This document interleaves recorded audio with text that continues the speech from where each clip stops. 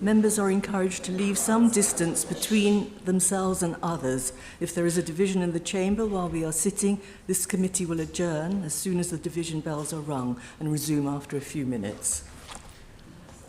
Motion for debate. International Women's Day. Baroness Cox. My Lords, it gives me great pleasure to open this International Women's Day debate. But I begin by saying that my thoughts and prayers are with all those affected by the events in the Ukraine at this very difficult time. We stand and continue to stand united with our international partners in supporting the government in Ukraine and condemning this reprehensible assault on Ukraine's sovereignty and territorial integrity. But looking to more positive matters, after years of unfair detention by the government of Iran, British nationals Nazanin Zaghari Ratcliffe and Usha Azuri returned from Iran yesterday, and Murad Tabaz has also been released from prison on furlough. It is the result of the tenacious and creative British diplomacy. The outcome is the result of intensive efforts over the past 6 months, and we thank our Omani friends for their help in bringing our nationals home. This is a moment of great relief. We have the deepest admiration for the resolve, and courage and determination that all three of the individuals have shown. My Lords, I have just returned this morning from New York, where I took part in the 66th session of the Commission on the Status of Women. The priority theme of this year's event is achieving gender equality and the empowerment of all women and girls in the context of climate change, environmental and disaster risk reduction policies and programmes. So I feel it fitting that we have the chance today to reflect on our role in the international community in prioritising women and girls, as well as marginalised and vulnerable groups, in responding to humanitarian crises. It is easy to feel powerless when faced by threats such as the current situation in Ukraine, but the Commission on the Status of Women provided the perfect opportunity to work with international partners to build coalitions to fight those threats. And in fact, whilst I was in New York, I was privileged to attend in part the concert that the Met put on for the Ukrainian people. It was really emotional. And what was even more emotional was that I was able to meet for a few minutes with the Ukrainian ambassador out there and pass on my message of support. And I am pleased to say we are negotiating progressive agreed conclusions that will help protect and promote women and girls' rights around the world. I had a busy programme while I was in New York. I met with ministers from a number of other countries to exchange ideas and compare notes. It was fascinating to hear the experiences of ministers representing countries such as Ireland, Denmark and Sweden. And I also led side events to showcase the work that we are leading on in gender equality here in the UK. I'll tell you more about that work later in my speech. It was my first experience of the Commission for the Status of Women, and I was incredibly proud to have the opportunity to demonstrate the UK's continued leadership on gender and climate change, and to highlight the importance of women's empowerment as we recover from the wide-reaching impacts of the pandemic, as well as tackling the challenges to come. My Lords, all over the world, International Women's Day is marked in various ways. There are events in local communities and debates across countries, much like the one taking place today in your Lordship's house. And as I said before, it was a privilege just to be one part of these celebrations. This year's International Women's Day global theme is Break the Bias, encouraging everyone to call out bias, smash stereotypes, break inequality and reject discrimination. And that's a theme I am happy to champion. With that in mind, and as we move through one of the biggest challenges this country has faced in decades, we need to keep on working to ensure women and girls have equal access to opportunities so that they can thrive. We know that the pandemic has exacerbated existing challenges women face, and those challenges mean that women need more support to access opportunities in work and life. I'm pleased to have this time today to talk about many of the different areas in which the government is leading the way in supporting women and girls in the UK and around the world. My Lords, I want to firstly talk about women's economic empowerment because it is critical to our post-pandemic recovery. COVID-19 has prompted even greater potential for wage inequalities for women, though of course it is not just women who face these difficulties. You will have seen the work that I announced on International Women's Day, that is, a project working with employers to improve pay transparency and a programme to encourage more women to return to STEM careers after taking time out for caring. Evidence shows that when salary information is not transparent, this has an impact on how people negotiate pay and results in increased inequality in earnings. We need to make it easier for employees to understand if they're being paid fairly and how decisions about their pay are made. That is why we want to see organisations being more transparent about what they pay and how it is determined. We want to empower women to negotiate their pay on a level playing field by giving them the information they need to understand the value of their skills and prevent them from being held back by their previous earnings. So we are calling on employers to provide salary information on job adverts and to stop asking about pay history during recruitment. We will build an evidence base of the positive impact of this greater transparency and the work it can have, and support employers by working with them to develop and pilot a methodology that will enable them to publish salary ranges for all roles in their organisations. I'm also proud to tell you about our progress overseas since last year's International Women's Day. FCDO's flagship Women's Economic Empowerment Programme, Work and Opportunities for Women, has now wrapped up activities that allowed the programme to reach over 100,000 women across South Asia and Africa, providing them with improved access to higher productivity and higher return jobs, more diversified roles and improved working conditions in global value chains. Empowering women, of course, goes further, and I'm pleased that in December 2021 we launched our Ending Preventable Deaths of Mothers, Babies and Children by 2030 approach paper, setting out our ambitious commitments and emphasising that good health is critical to the empowerment of women and girls. My Lords, we know that unpaid care work, especially when it comes to childcare, is disproportionately done by women. Taking time out of work or limiting work hours can have a big impact on pay and progression. According to the Institute for Fiscal Studies, not working full-time tends to shut down wage progression, especially for more highly educated women. And that is why funding childcare services across the country is key. Since 2010, the government has doubled free childcare, adding 15 hours free childcare per week, worth just over £6,000 per child per year for eligible working parents. In January 2021, nearly 330,000 children were registered to receive 30 hours free childcare. We've also introduced tax-free childcare.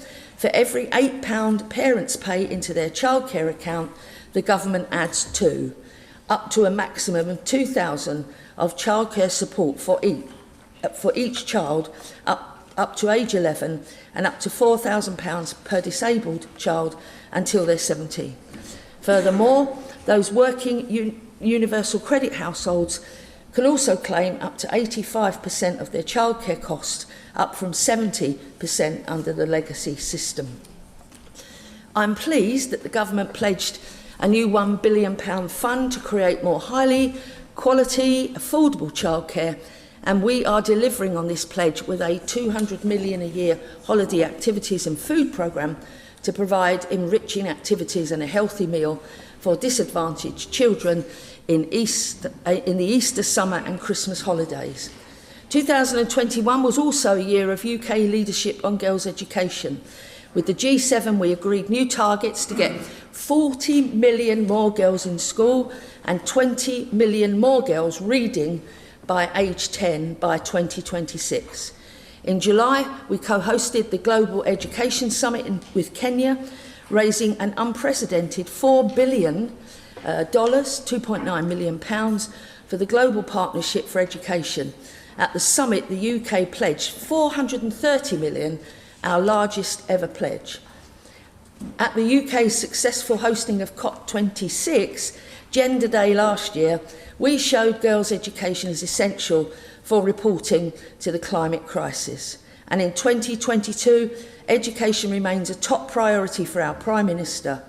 Earlier this month, he launched a new Girls' Education Skills Partnership programme on private sector investment in girls' education. This is a new programme to support adolescent girls overseas with 21st century skills to give them the knowledge and qualifications they need for employment and enterprise. The UK put gender equality at the heart of its G7 presidency last year, and we convened a Gender Equality Advisory Council to bring fresh ideas and new voices to the G7 discussions, galvanising ambitions on gender equality to ensure our presidency really delivered for women and girls. Education, and especially STEM, is one of the key areas that the Council has been looking at because we recognise the importance of improving gender representation in these industries. We made great progress in increasing the number of girls studying STEM subjects, but at present, women only make up 24% of the STEM workforce in the UK. And we need to do more to get women into STEM careers to meet the demands of today's workforce. We're encouraging more girls to take STEM subjects at school, college and university, and the government has rolled out several programmes and committed substantial funding to support STEM uptake across all key stages. But there is still more to do, and we must increase the number of women moving from STEM studies to STEM careers. As part of this, we want to support women who are looking to return to the STEM workforce. We'll be launching a new STEM returners programme to encourage those who've taken breaks to care for others back into STEM, giving them the opportunity to refresh and grow their skills in sectors where their talents are most needed. This pilot will build on previous government returner initiatives and will seek to address the barriers that returners face when re-entering the workplace. Turning now to health. We are committed to improving women's health outcomes and reducing disparities. This government is making women's voices heard and placing women's voices at the centre of this work.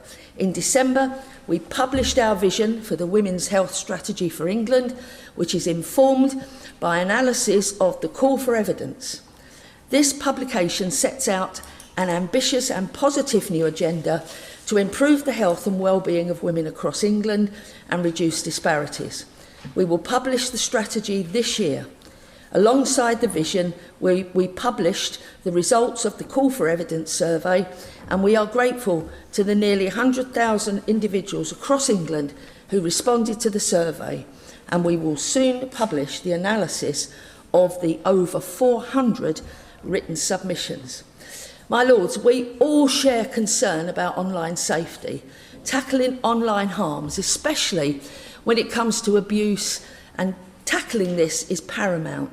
That is why we announced the Online Safety Bill with the aim of making the UK the safest place in the world to be online, while defending free expression. Under the new laws, platforms will need to take swift and effective action against illegal online abuse. They will need to proactively remove illegal content, such as revenge and extreme pornography.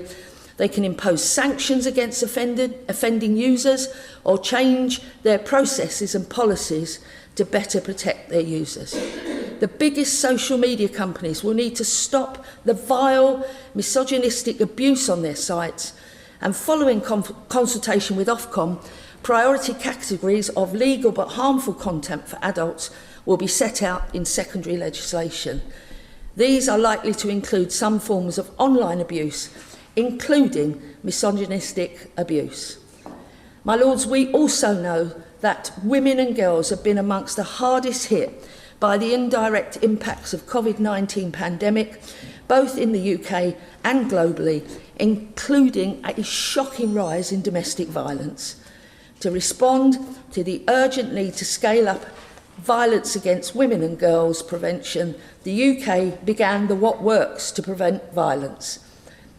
And there is an impact at scale programme in 2021, investing up to 67.5 million in the first ever global programme to systematically scale up proven approaches to prevent violence against girls, women and girls, I should say, worldwide. This is the largest investment by any single donor and any single donor government to prevent violence against women and girls globally.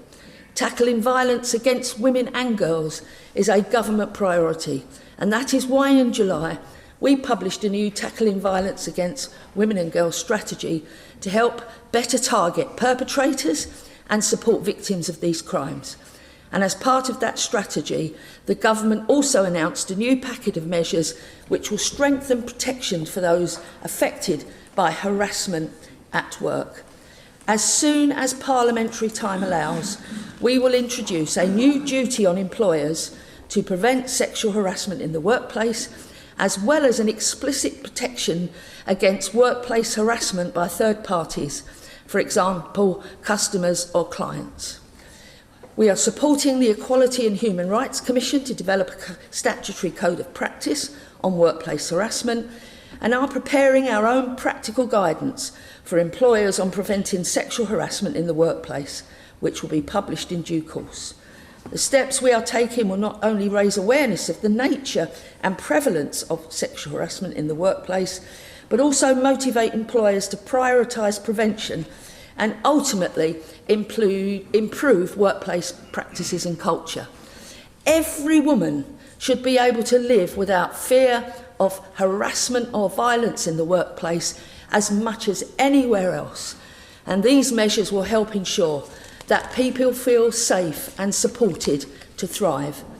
In addition, I'm pleased to say that the UK government on the 7th of March strengthened its world-leading efforts to end violence and harassment in the workplace, becoming the 11th country to ratify the International Labour Organisation's Violence and Harassment Convention.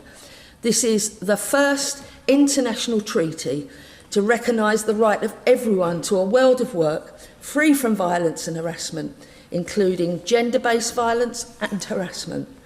The UK played a leading role in developing the treaty over 2 years of negotiations. Attending in person the ratification ceremony at the ILO in Geneva, Secretary of State for Work and Pension, Therese Coffey, has now completed the ratification process for the UK.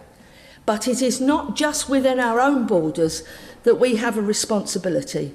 The Foreign Secretary is committed to putting women and girls at the centre of the United Kingdom's foreign and development policy, and this will be demonstrated clearly later this year with the publication of the FCDO's new Woman and Girl strategy.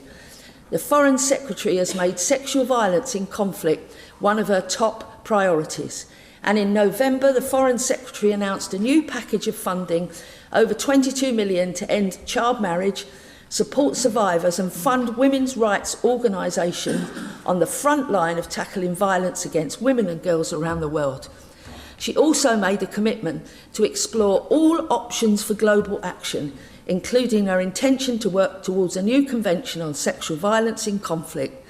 This is an opportunity to strengthen the international response by preventing these atrocities, supporting survivors and holding perpetrators to account.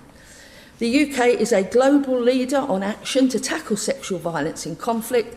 We've trained over 17,000 police and military personnel and deployed the UK's team of experts on preventing sexual violence in conflict over 90 times since 2012 to build capacity of governments, the UN and NGOs. The UK also plans to host an international Preventing Sexual Violence in Conflict Initiative conference in 2022, and this will be a key opportunity to show UK leadership and rally international support to agree further action on sexual violence and conflict to eliminate this crime, as well as tackling wider gender equalities. I conclude by saying again that I feel privileged to have opened today's debate with so many of you who share my staunch commitment to improving gender equality. I'm proud to be part of this government, and it is an honour to be part of the work we are doing, and we will continue to fight for gender equality across the UK and the whole world. I beg to move. The question is that this motion be agreed to. It's a great pleasure to be following the Minister in today's International Women's Day debate.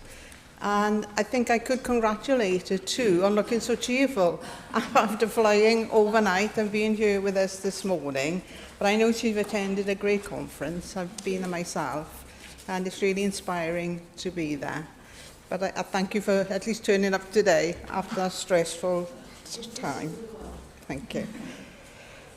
So as I say, I'm very pleased to be taking part today, but this is something I raised with the Minister a week or two ago, that why is it taking so long to have this debate? International Women's Day was on March the 8th, and it's now March the 17th, St Patrick's Day, and we'll have an International Women's Day. So I do hope that in future that we will have it either on the day or perhaps either side of March the 8th, and that we can have it in the Chamber, not in Grand Committee. There's only 20 peers who put their names down to speak today, and I think that's the lowest I've ever seen, to have so few people, so few peers taking part in today's debate. But nevertheless, I'm sure we are going to have a good debate on it. So although women have come a long way in the battle for equality, we know there's still a long way to go. And if we look at women in politics in the UK, since 1918, there's only been 559 women elected to the House of Commons, and in that same period, 4,500 men have been elected to the House of Commons. So it's taken us 104 years to get 559 women elected. So it's not a very good record, really, is it? You know. And there's still a way to go, as I've said, to get equality in the numbers in the House of Commons. The Sex Discrimination Election Candidate Act of 2002, which allowed political parties to have all-women shortlists for candidates for elections. Now, that act included a sunset clause. The act would have expired at the end of 2015, but it was extended by the Equality Act 2010, allowing all-women shortlists to be used until 2030. So I wonder, would the Minister agree to look at extending the sunset clause, which will expire in 2030 unless action is taken? Now, the reason why I believe it is vital to allow political parties to use all-women shortlists is that the elected institutions should look a bit like the people they are representing. And I think it's interesting to note that the new devolved institutions do a lot better. And I think new institutions do much better than old institutions. The Welsh Senedd, for example, has always had a good number of women elected. And in 2003, it broke all records by having 30 men and 30 women elected. Now, this was regarded as a world record, and bear in mind this was in Wales, so it was a really big achievement to do that. Now, the Labour Party has always made good use of all-women shortlists, and that's why we have more Labour women in the House of Commons and in the Senedd than all the other parties have together. But I know some parties are now, other parties other than Labour, starting to use all-women shortlists. And we use all-women shortlists not because women can't achieve, it's because all political parties, the local members, don't seem to be too happy about selecting women. And I think that's why all-women shortlists have come in. We've got a fantastic women in all the institutions now because of all-women shortlists, as I see it. But one thing the government could take action on is to enact Section 106 of the Equality Act 2010. Now, this section says that political parties should keep an audit of candidates, such as how many women candidates, how many BAME candidates, how many disabled candidates. By doing this, each party would have the data and know where they need to improve. So I can't understand why the government won't implement Section 106. So would the Minister agree that to solve a problem, one must have the data to identify it? That is the reason for Section 106. Once political parties publish this data, if they're allowed to do it, it will show for the first time if any action is required to improve the diversity of candidates. Parties can then take a number of measures that they feel necessary, which is what Labour did to increase the number of women candidates. So does the Minister agree that there's a need for all parties to improve the diversity of candidates, which would eventually lead to all our elected institutions beginning to look like the people they represent? Now, when the coalition government was elected in 2010, one of the first things they did was to close down the Women's National Commission. At that time, the Women's National Commission existed for 40 years. It had 650 women's organisations as partners and communicated regularly with them, including holding an annual conference. Now, the coalition government said at the time that the work of the WNC would be brought in-house by the Government Equality Office. So can the Minister tell the House, how does the GEO communicate with these 650 women's organisations in the UK since the coalition government closed down the Women's National Commission? Now, I've asked this question several times, and the answers I get leads me to believe that the GEO does not in any shape or form do anything of the work that the Women's National Commission carried out. Now, this is such a shame and an indication that the government has no interest in the work of these organisations, that it does not communicate with them and does not allow them a voice to government as they had during the time of the Women's National Commission. And if we only had that body now, the work they would have done during this pandemic, for instance, really valuable work they did. So I'm hoping the Minister can give me a good answer on that. So the other thing I wanted to ask is, when is the government planning to ratify the Council of Europe Convention on the Prevention and Combating Violence Against Women and Domestic Violence, which is better known as the Istanbul Convention? Now, this government signed the convention in 2012, but they've yet to ratify the convention, and the UK is way behind other countries who have already signed the convention. So can the Minister give an assurance that the ratification will take place in 2022? Now, I've highlighted several issues which relate to the theme of this debate today, and I would suggest three things to the Minister if she wants to see an improvement for women, and I know she does. Firstly, the Minister could discuss with the Prime Minister and her colleagues on implementing Section 106 of the Equality Act 2010. Secondly, ratify the Istanbul Convention in 2022. And thirdly, find out how the GEO communicates with the 650 women's organisations and all women's organisations, and discuss with them how they are ensuring the work of the WNC carried out on behalf of women is now being dealt with, because that was the commitment in 2010. I mean, nothing I've seen or asked about leads me to believe that that is happening now. So if the Minister succeeds with this, it will go some way to improving the position of women, both nationally and internationally. It's a pleasure to follow the Noble Baroness, and I agree with her remarks, especially those right at the start, highlighting the regrettable change from the previous precedents that the noble lady and my noble friend Baroness Northover worked so hard to create, which was the annual debate in the Chamber to allow for all of the considerations for International Women's Day to be carried out. My remarks today will be focusing more on the international side, as the Foreign Affairs and International Development spokesperson for my party.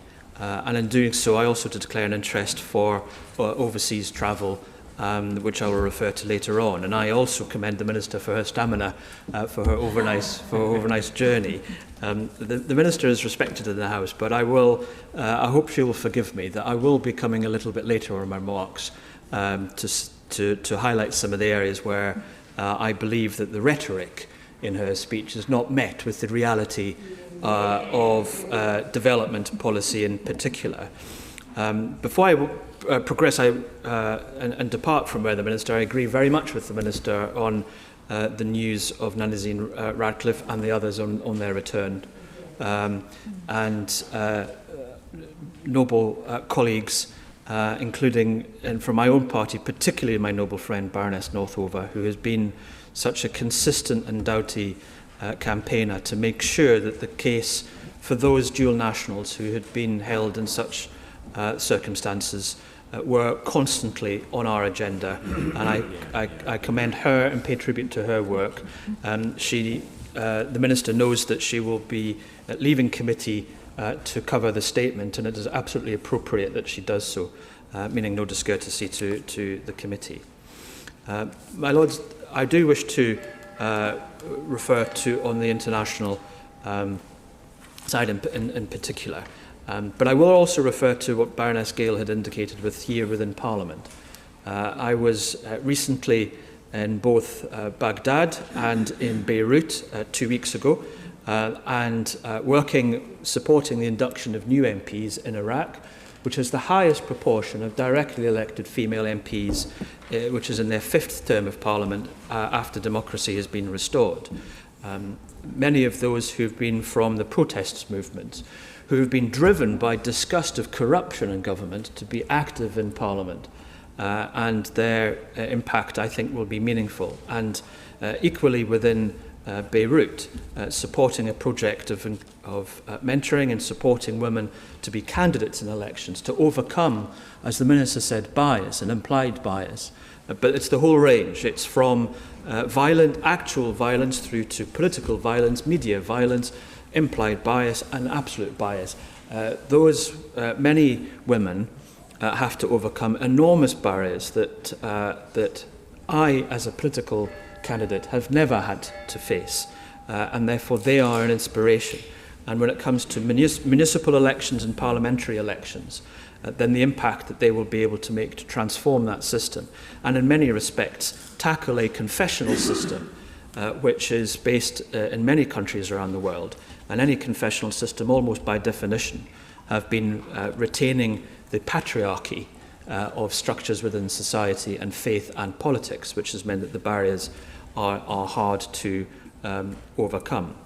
I was struck when Baroness Gale was talking as a former member of the Scottish Parliament, where that Parliament that I was elected to had 40% representation of women in that term. It's declined slightly, which is regrettable, but nevertheless still very strong.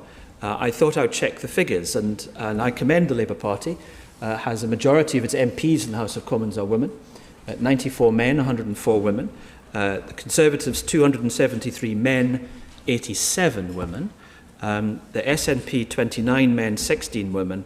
And my own party, 13 MPs, only 4 men and 9 women. Now, the challenge for us, of course, is when we, as inevitably will happen, grow massively the number of MPs elected, then we will retain that proportion. So that that is the challenge ahead, which we will be tackling with relish. My Lord, I will focus the remainder on development policy, because this is an area where I regret to say, Minister, that I think that the government's rhetoric is not matched by its reality. I've previously spoken in the Chamber when we were debating what the prospect of an international development strategy would be.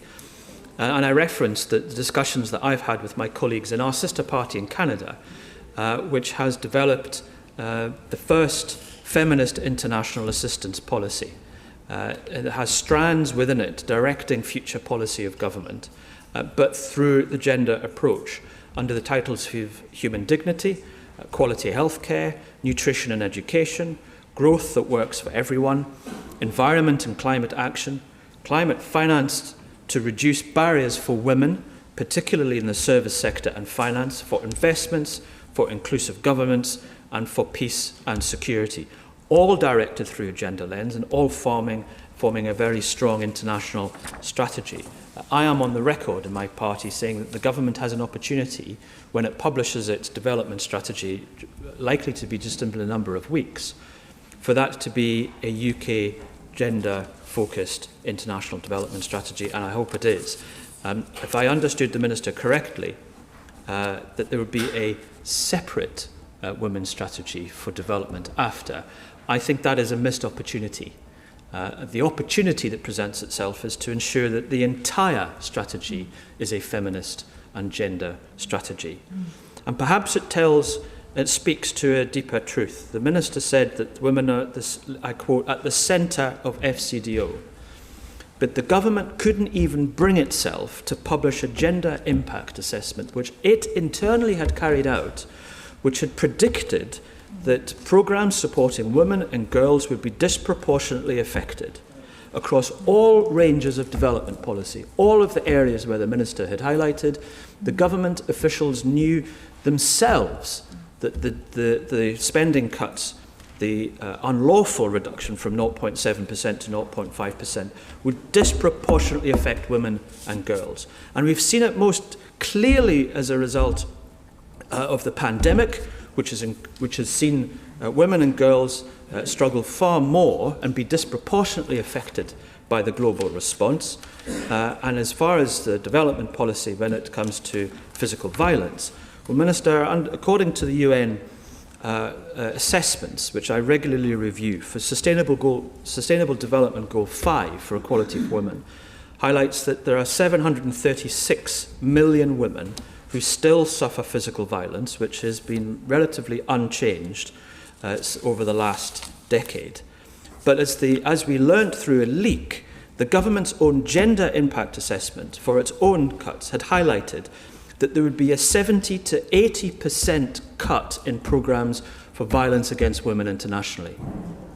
And it is simply not credible to say that the UK is a global leader. With regards to girls' education, of course it is welcome that there was a £430 million declaration. But that is over 5 years, and it backfills cuts.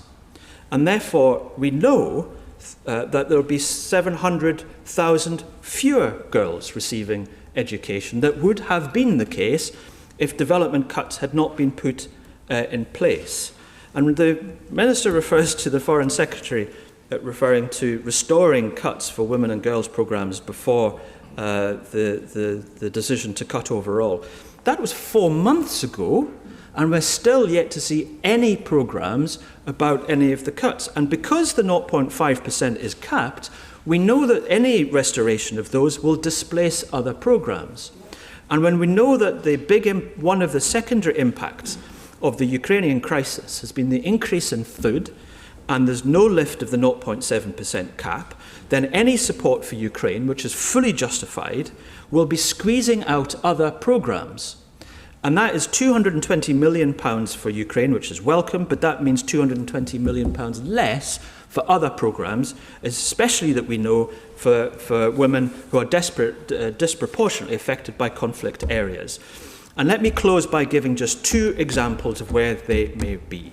Last week I was in Sudan, and the country to its immediate south, South Sudan, the UK has effectively, through the Crown Agents, has been supporting the delivery of healthcare. South Sudan is the country where if you are a woman giving birth, as UNICEF had put it so horrifically, giving birth on the floor, cutting the umbilical cord with a stick, that is the reality for some women in South Sudan. We have cut our health support for South Sudan by 10%. And quite unbelievably, there is another round of discussions which have not yet concluded about further cuts. And this is a country where 1 in 10 babies die before the age of 5. And we also know that the horrific conflict within Yemen, women and girls has been disproportionately affected. and more people rely on food programme areas than in many places on earth. And that cost for their food has gone up, and we have cut by nearly 60% our support for women within Yemen. So it is correct to highlight progress in certain areas, and I welcome that. It is also, I think, very important that we are self-aware of the damage that is being done, the moral vacuum that is being caused, and the fact that we are simply not seen around the world as a global leader. And when we say we want to rally international support and we ask those to step up, then other countries in the world are having to backfill areas where we have retreated and cut. And that is not, I think, the backdrop for what we should be seeing the international development strategy to be. It isn't too late. We should be lifting the target back to 0.7% immediately. We should have a feminist development strategy, and we should act on all of the worthy ambitions, which I hope we all share. Yeah. Pleasure to speak in today's debate and follow the noble Lord Purvis of Tweed, and like him will begin by focusing particularly on international issues. I did put the word around to see if any of my female colleagues were available, because they are more qualified to speak than I, but none of them were available today, so you have to put up with me. Thank you. I am glad to have this opportunity. Firstly, there is much I want to celebrate. As part of my brief, I take special interest in two of the poorest nations on earth. One of the others is South Sudan, but Burundi and Lesotho. These nations are making great progress on women's equality. It's been my privilege to visit Lesotho a couple of times and Burundi very many times. And I'd like to share some examples. This month, the Women's Investment and Development Bank has been introduced in Burundi and has been praised by the UN as a step towards women's economic empowerment in that nation. This bank will grant low-interest loans to women's collectives and their development projects and will provide training on profitable business. No one would be surprised that another of my particular interest is how the church operates in these countries. And I want to today to recognise the incredible work of the Mothers' Union worldwide. And one such branch that works tirelessly on this front in Burundi, campaigning for equality for women and girls all over the world. I want to mention the national leader of the Mothers' Union, Mrs. Claudette Kigeme in Burundi. She coordinates that work. She works also with the agency 5 Talents, and they set up savings-led rural community groups to train people in growing small businesses. It's been my and my wife's privilege to visit a number of those small financial units and to hear the testimonies, interestingly, sometimes of the men as well as the women, of the impact that microfinance has had on their lives and on developing their savings groups. It has utterly transformed their lives, and it has empowered the women, because often alongside the microfinance they do literacy training and business training, because they recognise that actually the best business people in Burundi are the women. They are much more entrepreneurial, they are much more reliable to run their businesses well, and that's where the testimony of the men sometimes comes in, because I've stood in those groups and I've had men stand up in front of me saying, my life has been transformed by the way that my wife has been empowered and has developed and changed our whole lives. Mrs. Claudette Kigeme was recently honoured by the Archbishop of Canterbury for her work by being given the Langton Award. A second of my friends in Burundi is Mathilde Unkwirichie. Hansard, I've sent you the spelling. Matilde has led the way in many aspects of fighting for gender justice and equality for women in Burundi. One of the issues that she and others are currently working on is the right of women to access to land. Currently, the law in that land sadly does not allow women to inherit the land. Now, when you are an agriculturally based economy, that is a massive injustice that needs to be corrected, and Matilde is one of the women leading the way to see that law changed. Matilde has championed women's rights, she's led work against gender-based violence, and she's engaged in international peacemaking. These two women are utterly remarkable, and I want to honour them. They have changed my life by meeting them and seeing them at work. I want to mention a third. I want to go to Lesotho now, to the new Bishop of Lesotho, the Right Reverend Dr. Vincentia Kugabi. She was only appointed at the end of last year. She is the first woman bishop of Lesotho, and she is only the third woman bishop in the province of Southern Africa. I contacted her about this debate, and I asked her what she would want to say about the situation in Lesotho and Southern Africa. She pointed out that she is a leader still in a patriarchal country whose top leadership remains a male domain. She notes that education remains male-oriented, that exposure, mentoring and support structures necessitated her to work harder than any of the men in order to counter it. She is a leader of steady and intentional progress to narrowing the gender gap in Lesotho. She stands as a great figure of reconciliation. Sadly, the story of the church in recent years, the Anglican Church in Lesotho, has been riven with disputes.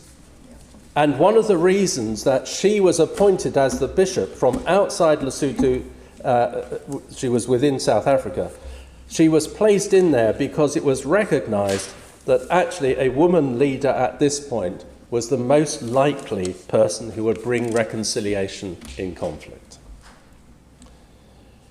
After hearing these examples, a couple of questions from the Minister. Will she affirm the leading role played by civil society and the Church and the other faith organisers in addressing gender-based violence and working for equality in many poorer nations?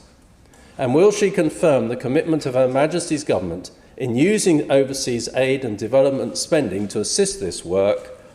And will she, following up Lord Purvis' question, will she tell us when we are going to return to 0.7%, please? There are many more celebrations than challenges, but I turn to the latter. I noted the Minister detailing ways in which the government is encouraging women here with work incentives and childcare programmes. These are welcome. However, the reality is that the gender gap is arguably at its worst for women with young children. This is especially so where they have a larger family. Now, the noble lords and ladies, certainly, and the noble Labour the Minister, know this. You know my passion about this issue. The two-child limit is a policy against which I've campaigned since its outset for a whole range of reasons. But a reason pertinent to today's debate is its disproportionate effect on women. The Child Poverty Action Group estimates that 29% of households affected by the policy are single-parent families headed by women, compared to only 1% of single-parent families headed by men. The Pregnancy Advisory Service reported that during the pandemic, respondents to their survey described being forced by their financial circumstances into ending a pregnancy they otherwise would have wanted. Has the noble lady, the Minister, carried out any assessment of the two-child limit policy impact specifically on women and the poverty of women with more than two children? I hope she will consider to undertake one if she has not. I look forward to hearing the noble lady and the Minister's responses both to the international questions and to this specific one around the two-child limit in due course.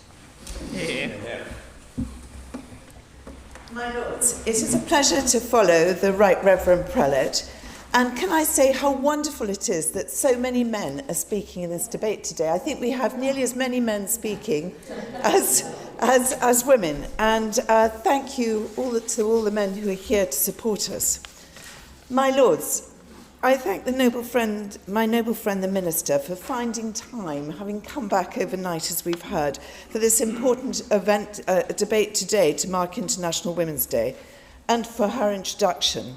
And can I congratulate her on her speech at the CSW at the UN. This is our opportunity to pause and reflect on the status of women, both here and across the world. Before I begin, I'd like to draw attention, as normal, to my various roles listed on the Register of Interest.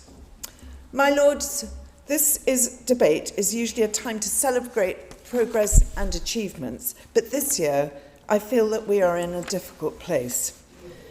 Without doubt, the women who are most at risk and with least rights are those in conflict countries and unstable situations. The scenes coming out of Ukraine are truly horrific. It feels very close. And I'm delighted that the UK is being so strongly supportive, and I applaud how generous the British people are in responding to help through donating through the Ukraine humanitarian appeal and sending clothes and supplies and offering accommodation. We have seen heartrending pictures of women and children trying to leave the country and escape the cruel bombardment by the Russians. But sadly, Ukraine is only the most recent example of war. The Internal Displacement Monitoring Centre report that there are currently 45 countries affected by conflict and violence. And this is on top of the state of the crisis induced by over 2 years of COVID, the COVID pandemic, which, as the Noble Lord Purvis has already told us, typically hit women and girls the hardest. The UN reports that violence, conflict, political and humanitarian crises have displaced 82.4 million people from their homes. 115 million people across the world are living in extreme poverty, and 100 million do not have enough to eat, up from 77 million last year. Around the world, from Afghanistan to Ethiopia to Myanmar to the DRC, women's human rights defenders have come under attack, and the wave of political violence against women in politics and the media has risen. In short, my lords, the rights of women and girls have been significantly rolled back on all fronts, and I fear that we are in no way near this year's theme for International Women's Day of Break the Bias. Whilst the media spotlight is on Ukraine, we must not forget the situation in other conflicts. Only last week it was the 11th anniversary of the Syrian uprising. And we should not forget the terrible scenes in Afghanistan last August with the takeover by the Taliban. The UK had spent 20 years helping to bring democracy and order to the country. Was it perfect? No.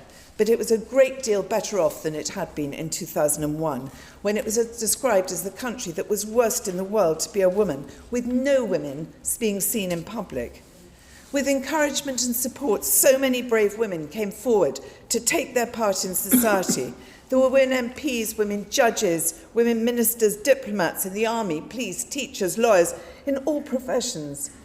And yet, today, once again, the Afghanistan women are being brutally suppressed. Women who've had a public life have had to flee for their lives and are still in for hiding.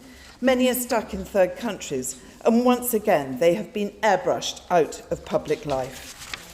I have been helping to coordinate a group of senior women Afghan refugees here, former ministers, judges, lawyers, MPs, as they try to come to terms with what has happened and how they would like to see the future for their country going forward. We must not let them be airbrushed out of the international scene and forgotten. And I'd like to thank my noble friend Lord Ahmad for having helped facilitate these meetings and taking the time to come and meet these women. Now more than ever, it is vital to include women's voices in peace processes. Evidence that gender equality is essential to building peace and security has grown substantially since UN Security Council 1325 was adopted in 2000. In fact, involving women increases the chances of longer-lasting, more sustainable peace, and yet women continue to be excluded. My lords, you cannot build peace by leaving out half the population. Look at Syria, Yemen, Afghanistan. We shouldn't have to justify why women should be included. We should ask the men with guns why they are there when they have caused all that misery. So how do we ensure that women will be able to play a meaningful role and their voices will be heard? Will the Minister agree with me that the Women, Peace and Security agenda is now more important than ever and should be a core part of every FCDO policy?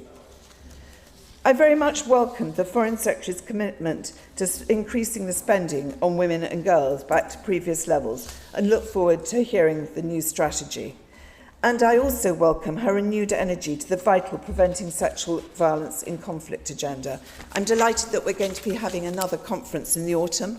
We simply must not give up on this agenda after all the work that was put in and the progress that was made. This was always going to be a marathon, not a sprint. And we must take care not to risk losing the progress already made by allowing language used around the PSVI and international commitments to be watered down. And what steps can, I ask my noble friend the Minister, what steps can be taken in tandem to push for greater implementation and holding perpetrators to account? My Lords, as we've already heard, this week is the Commission for the Status of the Women meeting at the UN in New York, which I and others have previously been to. Have we heard anything about it in the press? I wonder if any of the men present even know what it is. It is the second largest meeting at the UN during the year, and yet there is a conspiracy of silence. We urgently need to make changes to this meeting to ensure that it is used as a platform to amplify the voices of women being persecuted across the world. My Lords, I end by quoting Sheryl Sandberg. In the future, there will be no female leaders. There will just be leaders. And I think that we may find that they will deliver a much more peaceful world. Great pleasure to follow the noble lady. I have indeed attended the meeting in New York with her in the past, and I know her commitment to working with women in conflict areas, and I've learned a lot from her about that. But my lords, she is also right that we're meeting at a very difficult time to talk about this. The pandemic has exposed the risks that women face here and around the world. Here we've seen frightening levels of domestic abuse and of sexual exploitation, with perpetrators taking advantage of lockdown. Changing Lives, a charity I've worked with and had long association with, based in the Northeast, did some work to look at the particular exploitation of young women on the internet. It was really scary, and it is something that young women of today have got to face in a way that my generation never had to. And I hope the bill is able to help deal with that. But I particularly, inevitably, today want to talk about the position of women in the developing world and the increasing evidence that our decision to restrict aid has had a negative effect, really difficult and bad effects on millions of women. High Commissioners and children, as well as High Commissioners as well as charities, are clear that development has not just stalled during the pandemic, but has actually gone backwards by, they tell me, at least 10 years. And this, of course, affects everyone in the developing world, but it particularly affects women and children. They've been hit by a range of global crises almost intersecting.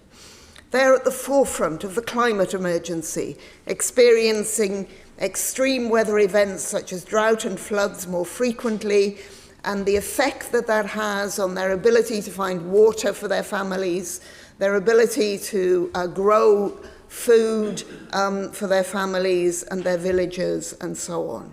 Women are increasingly experiencing a higher burden of care from both climate change and the impact of COVID-19. I was very pleased to hear that the Minister is proud to champion the drive to tackle inequalities. The problem is that at the moment, this is just not working from the government. I hear the rhetoric, I hear the determination, but on the ground, I also hear how much more difficult things are than in the last few years, certainly predating the pandemic. There's a rollback on women's rights globally. Space for engagement by women in decision-making process is shrinking. Inequality of opportunity which affects access to health, education and income are increasing and exacerbating discrimination against women. And you think too of the horror of children not even being able to attend primary school in the last couple of years, and that means there's another huge backlog to actually get them to anywhere near being able to do STEM subjects, I have to say. And I met some young people from Kenya virtually quite recently, and their schools were closed for virtually 2 years. And the inability to actually catch up in those circumstances is just terrifying. Many people and organisations work in this area, and inevitably, I'm sure you'll all say she's doing it again, but I do want to mention just VSO, partly because, of course, I know the level of transformation that VSO can make to both volunteers and those they're working with. But I want to talk about one thing that I'm not sure the government, or at least the Minister, is really aware of, how the change in VSO. It's such a much better organisation now than when I worked for it many years ago. But they recruit and train volunteers within the developing country, not just from this country. And that means they are training the potential leaders for tomorrow. And they are giving them skills, confidence, they're giving them voice. And I have met young people in this place 3 weeks ago who returned from a programme that was initiated by the coalition government called ICS that VSO hosted. And I met young people who had come back from that, who'd been working on gender-based violence in different countries, in Africa and in Pakistan.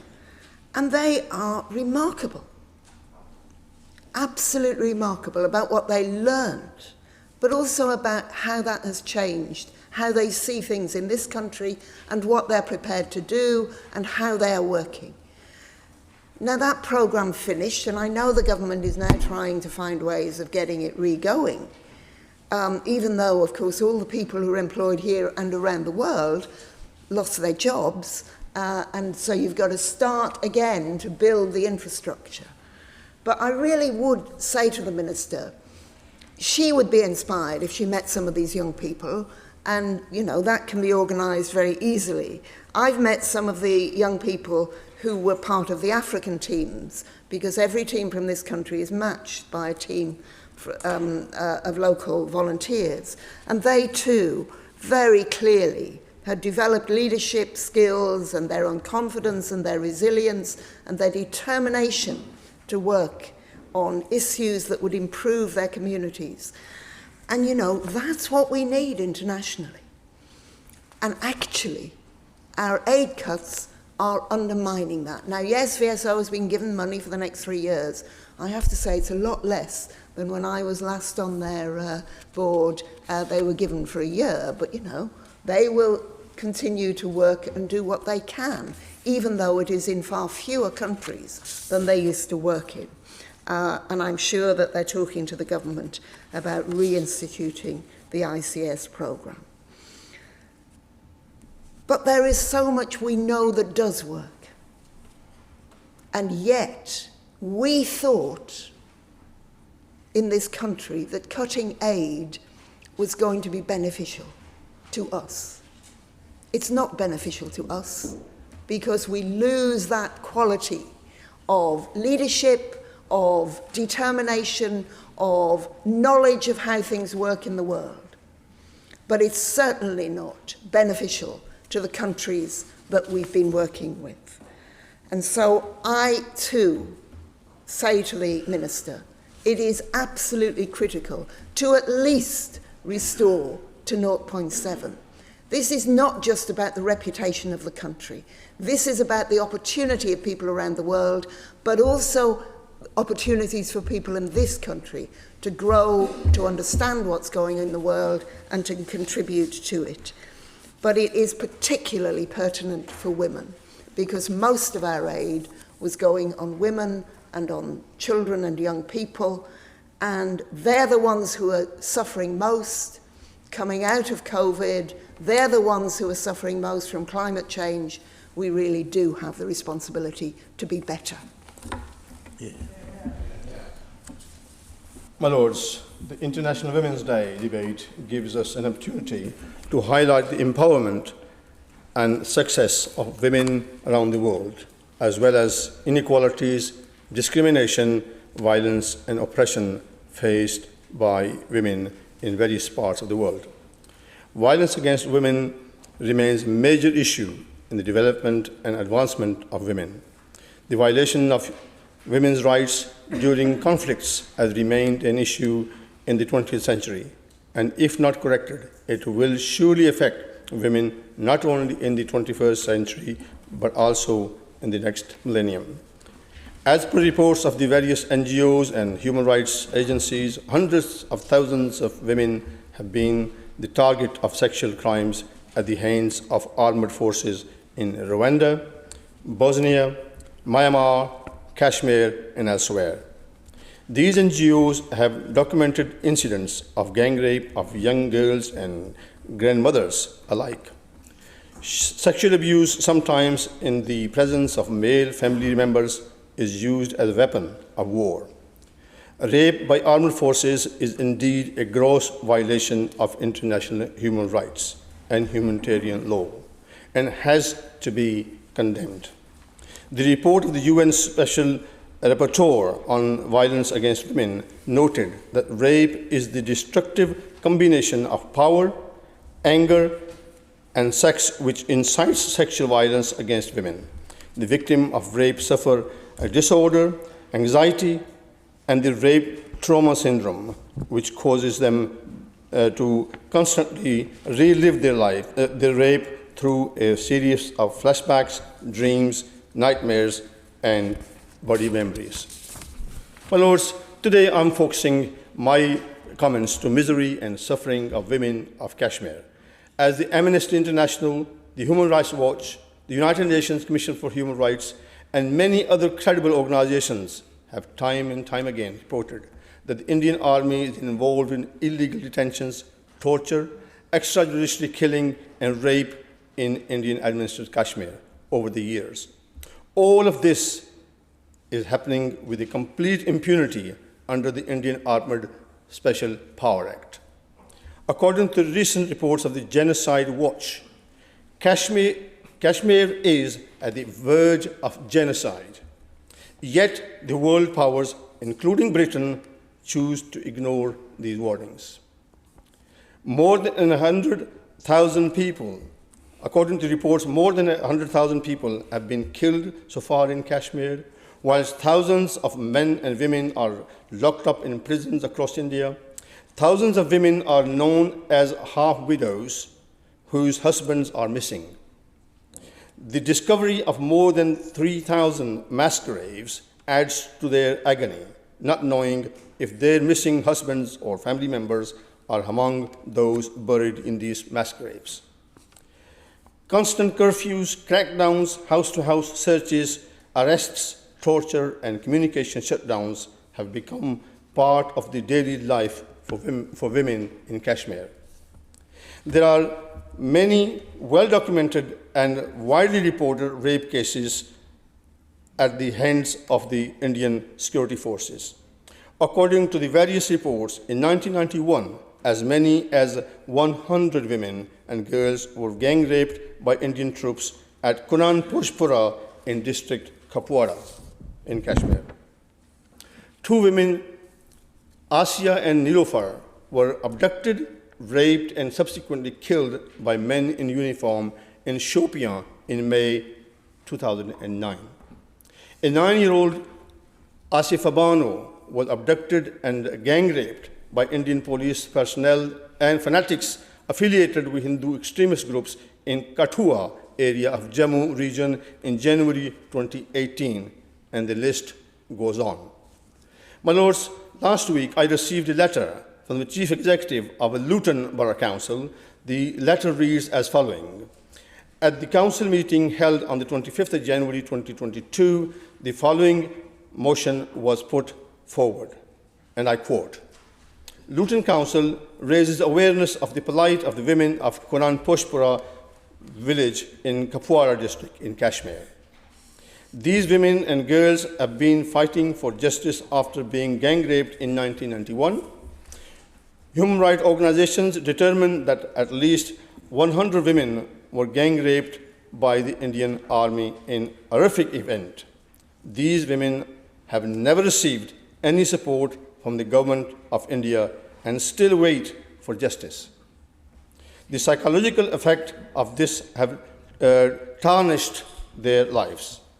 The motion goes on to say, although we cannot change the past, this council can help to raise the public awareness of this egregious event, condemn and endorse violence against women in all its forms and against whomever it takes place, and request our both local members of parliament and Lord Qurban Hussain to raise this in the parliament, to take the matter to the government of India, and ask the Supreme Court of India to take all reasonable steps to support these women in their campaign to obtain justice, and to request an update report back on this case, quote unquote. My Lords, on behalf of Luton Borough Council and more than a million British Kashmiris, I put this case before you as a testimony. I ask the Minister what our government has done so far to raise the grave human rights situation in Kashmir with the government of India and what response they have received. Furthermore, can the Minister promise to raise the issue of human rights in Kashmir, particularly the case of Kunan Pushpura gang rape with the Indian government, and at the next opportunity, and write back to me with the response as per request from the Luton Borough Council.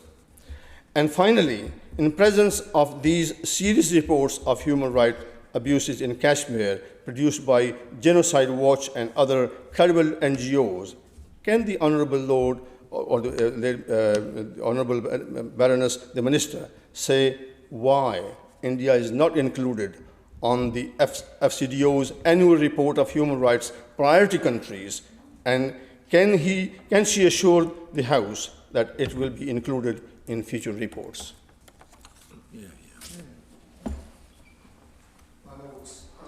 It's an honour to follow Lord Hussain and his sobering report on the plight of women and children in Kashmir, of which I certainly was not aware. My Lords, to mark International Women's Day, I wish today to look at to sort of step back and look at the gifts and qualities that women bring to the whole of human life, which are often unrecognised and undervalued, but which, if they were more valued and recognised, would certainly help in furthering and protecting their equality in the UK and globally. As American comedian Rhonda Hansome says, A man's got to do what a man's got to do. A woman must do what he can't. The most obvious is that women bear and give birth to the next generation. We ignore the qualities women bring to their roles as homemakers and child rearers at our peril. Of course, they do so much more than that, and men often now take a home front role. But women are almost always the central hub figures in families. This is not just gender stereotyping. Research has found it is much more common for a woman than a man to know her children's friends, hopes, dreams, romances, secret fears, what they are thinking, how they are feeling, and when their doctor's appointments are. Whilst there is infinite variability within the two sexes, there are clear sex-based differences in tendencies flowing from differences in how male and female brains tend to be wired and their respective physiology.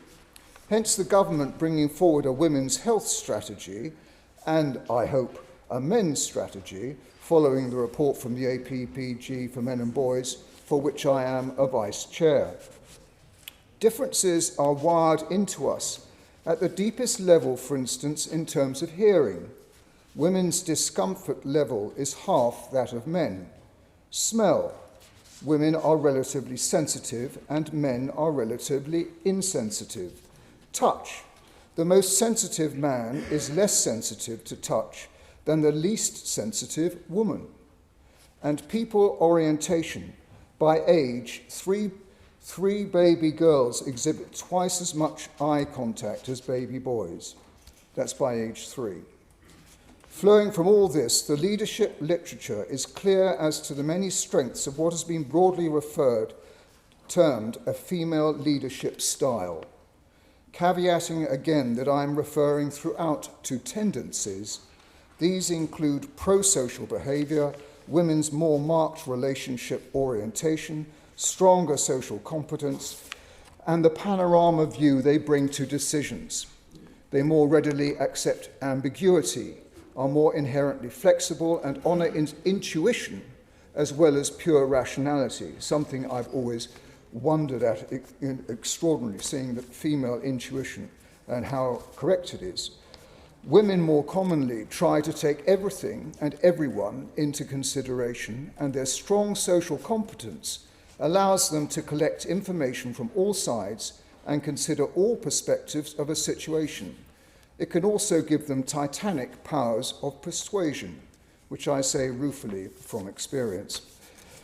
Many sectors of the 21st century economic community urgently need the natural talents of women, a capacity to read non-verbal cues, emotional sensitivity, empathy, greater patience, an ability to do and think several things simultaneously, a penchant for long-term planning, and a preference for cooperating and reaching consensus. Harvard psychologist Carol Gillingham, classic study found that women want to connect. Whilst men are self-oriented, women are other-oriented. Men are rights-oriented, women are responsibility-oriented. Men have an individual perspective where the core unit is me. Women have group perspective where the core unit is we. Men take pride in self-reliance. Women take pride in team accomplishment. They focus naturally on empowerment rather than on power. The business guru Tom Peters describes how we haven't advanced much since the days in the cave. As a hunter, a man needed vision that would allow him to zero in on targets in the distance, whereas a woman needed eyes to allow a wide arc of vision so that she could monitor predators sneaking up to the nest. That is why, he says, modern men can find their way effortlessly to a distant pub, but can never find things in fridge, cupboards, and drawers. Women guarded, defended the cave community, whilst the men went out hunting. Men are either switched all the way on, or when in a resting state, only 30% on. Women are never turned off. They are on guard 24/7. and their resting state is 90% on. Men are tuned in or out, seldom in between. I think you get the picture.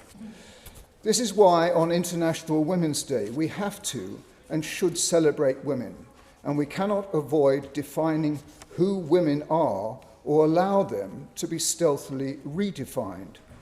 Women have been called, as we know, recently cervix havers, menstruators, birthing bodies, and perhaps most distastefully bleeders.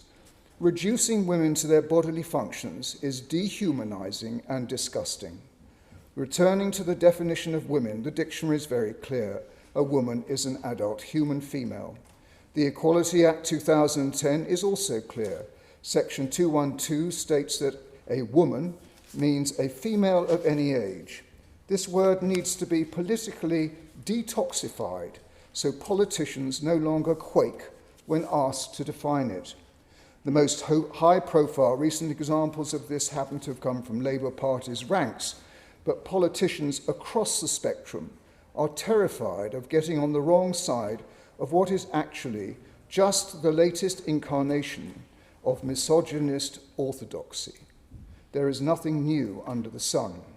Without being able to use the word woman and understand what we mean by it, women's needs can be obscured and even ignored. But those needs are shared by 51% of the electorate. It came to this because powerful lobby groups and powerful men insist that anyone can be a woman. I'm not a scientist, but I know that humans simply cannot change their sex. And Professor Lord Winston, who is a scientist, said categorically on BBC Question Time, you cannot change your sex. Your sex actually is there in every single cell in the body.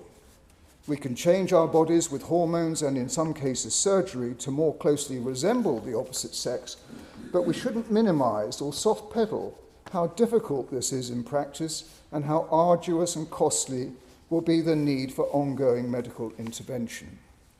Unsurprisingly, therefore, fewer than 3% of those identifying as transgender women have undergone such modifications. But many who are naturally sympathetic to trans women, and of course trans men, are unaware that the vast majority are still bodily intact. Yet when a female rape victim asks for a woman to examine her, she needs to be sure that her request will be respected, as does one's elderly mother, who requests only female carers provide her with intimate and personal care. Women in these and similar situations who have objected when confronted with a bodily intact man who identifies as a woman have been called bigots and transphobes.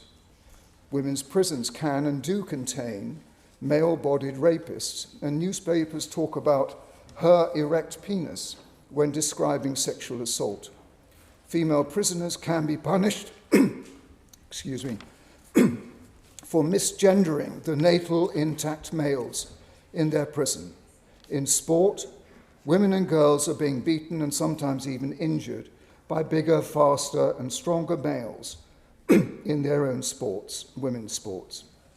Extreme ideologies are breaking down the social norms, the social contract between male and females, where we make room for each other's needs and respect the sex-based differences I have described. One recognised weakness of women's leaders' pro-social engagement and willingness to see everyone's point of view is abandonment of their own interests. Their tendency to want to share success can mean they doubt their own competence. Women quite simply do not always feel able to stand up for themselves. When I've argued for women's rights to single-sex spaces in hospitals and prisons, I have been surprised to receive so many very gentle cards of thank you from those who sign off simply as mothers or ordinary women. The ones who tend to empower others often feel very disempowered in this debate. To return to the need to celebrate women, we cannot do that without an agreed definition and freedom to speak the truth, respectfully but without fear of being cancelled, pilloried or criminalised. There was global condemnation when Russia meted out that treatment to the courageous Russian female journalist Marina Ovsianikova. She didn't just hold up a sign, she is a sign, and in my contribution today, she has the final word. My lords, let me first of all thank Baroness Scott. I want to thank the Baroness for leading this important debate. I have great affection for her, and it's been wonderful seeing her becoming such a strong and powerful voice on the opposition benches, or on the government benches, but the other side from me. But it shows how on some issues we can all come together, I think, very positively to talk about the importance of really addressing the ways in which women's lives are still undermined by misogyny and discrimination, and the ways in which women suffer around the world. Now, I'm a lawyer, and much of my work now is in the international field, and I could have easily made this speech about my work as I see it, day in, day out, in relation to genocide, in relation to sexual crimes in conflict, in relation to the empowering of women as parliamentarians. I chair a group of parliamentarians from the MENA region, and we, under the Helsinki Forum, to help address the legislation they would like to see brought in their own countries, and how that can be done, emulating what happens in other jurisdictions. But today I'm going to speak about the domestic situation, and I want to ask all of you in this chamber, when was the last time you consciously altered your behaviour? When you were at a bus stop or walking home? Now, if you're a man, you might struggle to answer that question, but if you're a woman, you will probably have an example from this week or last week or the one before, or even from yesterday, from last night, going home late at night. The business of self-safeguarding is built into a woman's life from an early age. We listen for footsteps. We avoid the shadows. We carry our keys in our hands. We avoid roads that are ill-lit or that are tree-lined. And when I leave this house and go home late at night, I walk up the middle of the road that leads up to my own house from the tube station, because I don't want to be close to the dark bushes and the shadows that are on the pavement. As children, as young as 8 or 9, girls are warned to take care and to go alone and not to be alone when they're coming back from the park or from school, to keep with their friends, to keep to strict timetables. And the lessons women learn from all of that, internalizing of those messages from our parents, are that there are, unfortunately, bad men out there, and we're hearing the message of what they might do to us. And it's about violation, it's about sexual violation, it's the possibility of rape, it's about impregnation. And as little girls, we learn that stuff, and it stays with you for the rest of your life. And the lessons that women learn as they're receiving that care from parents and from their caretakers is that if they don't keep to those steps, that somehow or other, it will be their own fault if something goes wrong. And so again, what is internalized is the idea of shame and blame when women find themselves being ill-treated, abused, or assaulted, or even worse. Blame often centres on the victim. Now, in 2021, that was last year now, a year ago, the Scottish Government asked me to form an independent working group to decide whether adding sex to existing hate crime legislation would be an effective way to protect women, or whether there should be a standalone remedy to deal with misogyny. And I was clear from the outset that we do not criminalise thought. It's very important that people realise that, you know, when there's talk about this, people say misogyny should be a crime. Well, unfortunately, or fortunately, it cannot be a crime, and I hope we hold true to that, because it's the conduct that flows from hate that we address. Modes of thinking, what happens in that forum internum between our ears, is very precious, and it has to be protected. And freedom of thought is one of the things that is protected in the Universal Declaration of Human Rights, and in our human rights conventions, and in our own human rights law. Freedom of thought is protected because that's where our ideas, our creativity, our imagination, our ability to deal with the world's challenges comes from. And so it has to be protected. But what we don't have to protect are the ills that come from hatred, which of course is also harboured in that space. So I was making it very clear that it's the conduct that flows from hate that we have to address. Soon after we embarked on our task, Sarah Everard and Sabina Nessa were brutally murdered, and women up and down the country demanded that something be done. And women were making the link, and I emphasise it today, they were correctly making the link between serious misogynistic crimes like rape and domestic violence and other serious transgressions that women experience, and then the other things that women experience which are deemed too low level for police attention. And so what women were saying is that if you don't deal with the men who rub themselves up against people on the tube, or the men who flash at women in public places, and little girls who flash at children from school, the ways in which women are experience abuse, verbal abuse, and touchings and gropings and so on, that if that's not dealt with, then unfortunately you create a normalisation which makes it much more difficult than to address the more serious stuff. The crushing weight of those experiences for women cannot be dismissed as too trivial to engage the law. Now, when I started my legal career, men convicted of rape could often walk out of court. They'd get a suspended sentence. Domestic violence was described as 6 of one and half a dozen of the other.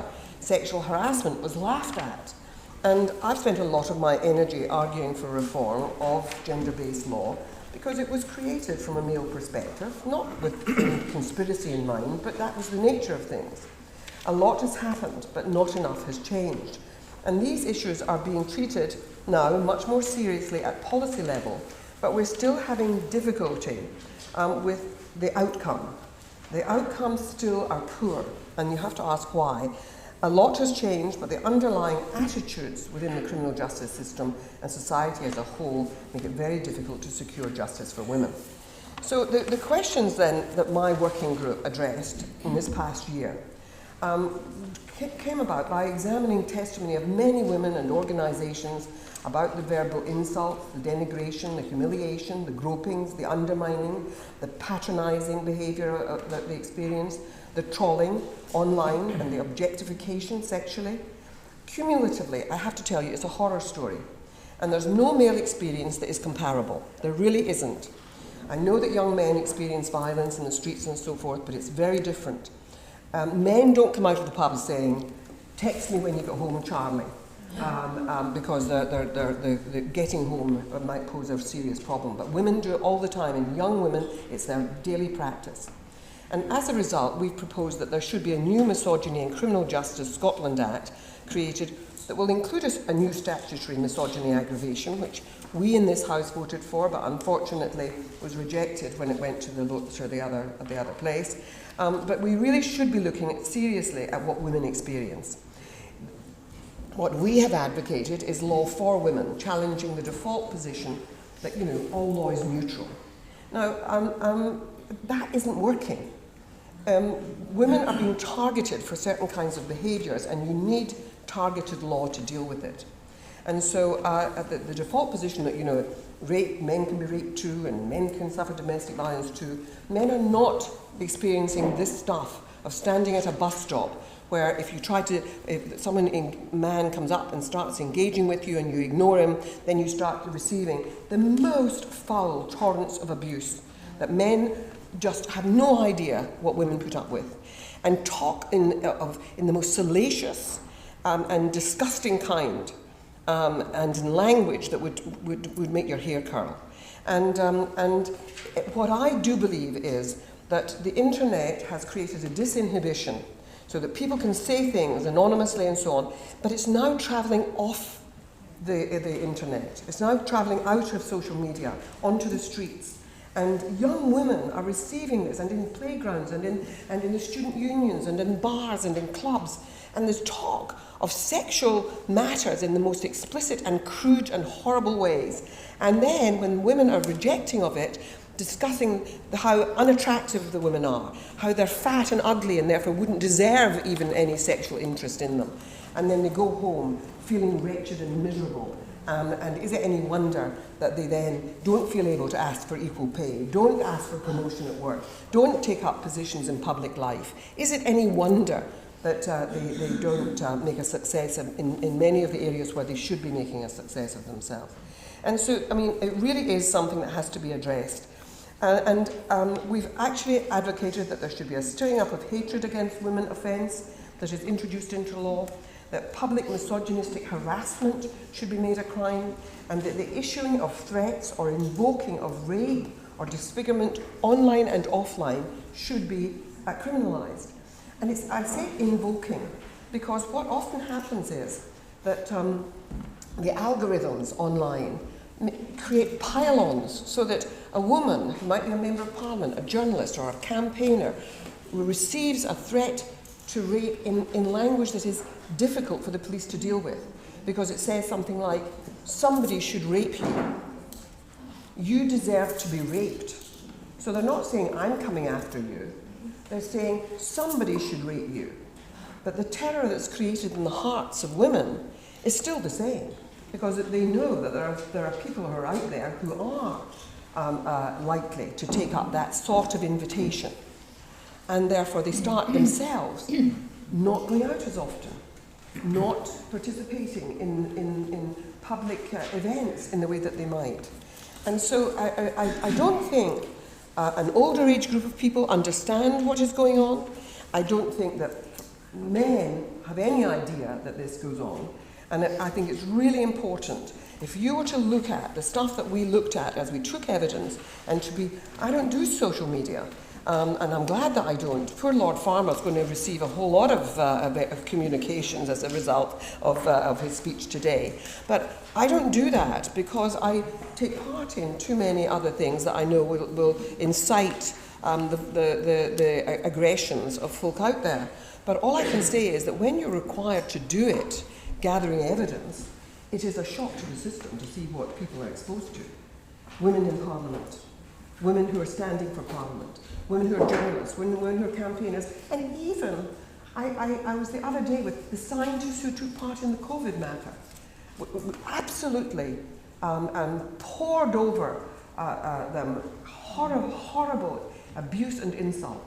And then I heard that the woman, the mother of the child who died of a terrible asthmatic attack, who's been campaigning on reducing pollution levels, she too has received abuse online.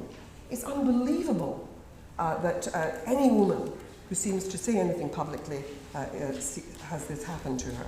So I hope that the UK government will look at what's happening in Scotland, look at the steps that Scotland is going to take, and recognise, and I say to Lord Farmer, it's very nice to hear a paean of praise about women, but the real thing is that we need to be bringing up our boys better, to have some of those things, to have some of those attributes that you're giving to women about sensitivity, about caring, about thinking about the other. Because our boys, I'm afraid, are now seeing this porn, it comes up on their phones willy-nilly, and they are presenting it to girls. They think that intimacy looks like that. They think that that's how you perform sexually. And they are now introducing that kind of thinking into their own behaviours. So this is serious stuff, and I hope that the Westminster government will at some point follow Scotland's lead, and I do hope that we will make the change that is necessary, because most decent men do not behave like this. Most decent men here in this House are willing to be our allies in creating a gear shift. But we have to start looking at the perpetrator and get off this business of examining the women. Let's look at the perpetrators who are doing this and start dealing with these crimes in a different way.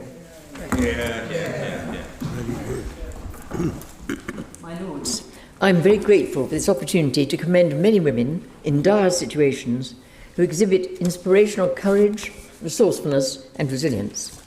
I'm also grateful for the opportunity to make requests to our government to provide urgently needed support for some priority areas.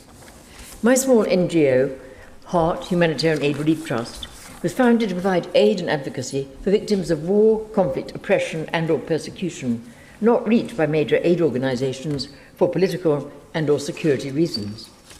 We work with local partners who use the very limited resources we can provide to make transformational changes for their communities. Time only allows 2 examples of situations where we are privileged to provide such support. Shan Women's Action Network, SWAN, in Myanmar's Shan State, and Central Belt, Nigeria, where the massacres by Islamist Fulani militants continue unabated. I must say I'm very grateful to the Noble Order of Purvis of Tweed for highlighting the very serious situation in South Sudan. We also do support partners there, and the situation is dire, as you highlighted. In Burma, and I use this name because it is strongly preferred by our in-country partners, in Burma, in healthcare, there is currently chaos as a result of the military coup and brutal military offensives against civilians. I visited Shan State in Burma many times with heart. As we speak today, its people are trapped in protracted conflict, ruthlessly suppressed by the military regime. Among the thousands of displaced, 70% are women and children, including pregnant women, teenagers who've just given birth, and the elderly. They have fled with minimum possessions. Some have lost their farmland, their homes, forced to flee to remote villages or into the jungle. And they are suffering from hunger, cold, lacking shelter and medical care. It's within this context that Heart's inspirational partner, SWAN, continues to operate. SWAN is a female-led organisation dedicated to gender equality and to justice. Staff provide life-saving emergency aid, antenatal care, postnatal care and counselling. They also run safe houses for women and girls affected by domestic violence and provide vocational training sessions for practical support in an emergency. My lords, without organisations like SWAN, many more female lives would be lost. Yet SWAN received no support from within Burma and almost no international support other than from small organisations like Heart. I also raise another serious issue faced by health workers in many parts of Burma. In a recent Zoom call arranged by the Tropical Health and Education Trust, I was privileged to talk to nurses inside Burma who are desperate for supplies needed to provide health care. Many hospitals are now owned by the military, and attacks on civilians have caused many deaths, injuries, and massive displacement. So there is an urgent need for healthcare workers who, in spite of personal danger, are striving to provide health care for sick and vulnerable people. Many have been arrested, some are being killed, and many more are living in dire conditions, working without funding or essential equipment. I understand and greatly appreciate that FCDO has been providing some funding, but I also understand that this funding for nurses is going to stop. My lords, in reality, it is even more needed as the situation deteriorates and the impact of COVID becomes more serious. So I really would highlight that very serious problem. Because, my lords, any reduction or cessation of UK support for the Burmese nursing profession would create even more massive problems in the provision of healthcare, especially in remote regions. For example, there have been reports of hundreds of thousands of women deprived of care during childbirth, which they would have received before the disruption inflicted by the military coup. And this has led to a large increase in maternal and infant deaths. Also, the effective treatment for most common conditions, for example, dengue and pneumonia, has become almost impossible, leading to great suffering and many more deaths. Therefore, may I urge the FCDO to consider as a matter of urgency the provision of significant funding for Burmese healthcare professionals, and highlight in particular in this context nurses. May I also urge implementation of a policy of working with reliable agencies across national borders to reach those in dire need in remote areas who will not receive aid sent to Yangon. For example, in the past, DFID, as it was then, provided cross-border aid, life-saving aid to SWAN. DFID also enabled Heart to supply life-saving funds to civilians in Chin State who were suffering from mortar famine, which was caused by the flowering of bamboo, which attracts a massive invasion of rats who devour all food supplies. I just mention these examples to highlight the fact that we do have well-established relationships with health professionals in country and across borders who have demonstrated integrity and professionalism. They are now all desperate for funding to provide life-saving supplies to some of the many thousands of the displaced people driven from their homes by the military offensives and living in terrible conditions in remote jungle areas. Please, may I therefore make a passionate plea to the government to provide life-saving cross-border aid to reach such civilians living in dire need. As I've said, these people will not receive aid sent to Yangon. I turn now briefly to the Middle Belt region of Nigeria, where tens of thousands have been killed or wounded in horrific Islamist attacks, and where millions are displaced. I've just returned a few days ago from a visit to some of the worst affected regions and witnessed the ruins of homes, farmland, food stores, churches, and an orphanage, all attacked by Islamist Fulani militia in the past 7 months. We heard detailed accounts of children slaughtered, a 98-year-old woman burned alive, and people hacked by machetes to death as they ran from gunfire. Islamist Fulani militia attacks continue to escalate against the predominantly Christian villages in Nigeria's Middle Belt. Thousands of killings have occurred since 2009, with countless others suffering life-changing injuries. Millions are displaced. It's estimated that about 3 million in Central Belt alone are displaced by destruction of their homes, insecurity and fear. And many Muslims who refuse to adopt the Islamist ideology of Boko Haram and Islamist Fulani militia are also killed. According to Christian Solidarity International, at least 615 people were killed just in the first 3 weeks of this year by Islamist militants. The number has increased greatly since then, as killings were continuing during our time there. Perpetration of atrocities also continues. Just a tiny proportion of examples. A widow called Beatrice, aged 25, from Plateau State, told us, I quote, "I returned in the morning, but everything was burned. I went to my home and saw my mother and siblings butchered and burnt." A young mother called Ruth shared a similar story, I quote, "Fulani militia burnt everything, including animals. Hardly anything survived. 10 people were killed. Some were burnt, others shot, others macheted." And Janet, a mother of 4 children, told me, I quote, "I found my husband had been killed. I cannot go back to my village. It has been burnt. We can barely survive." While Nigeria represents 2.4% of the world's population, it contributes to 10% of global deaths for pregnant mothers and has the 4th highest maternal mortality rate in the world. Their suffering is impossible to fathom, but so too is their courage and resilience. I give just one example.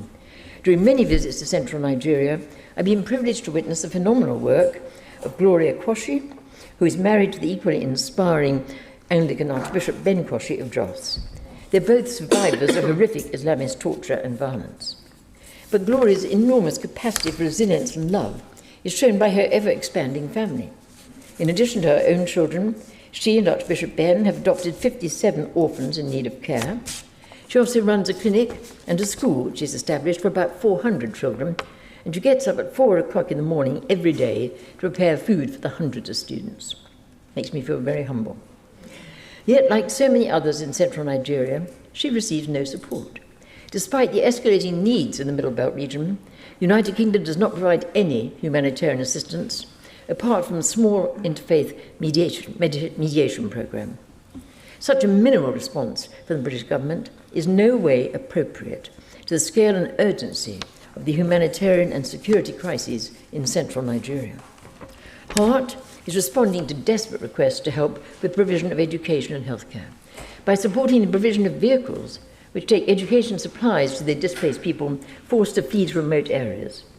And it will, very soon, be providing similar vehicles to take healthcare to those destitute civilians.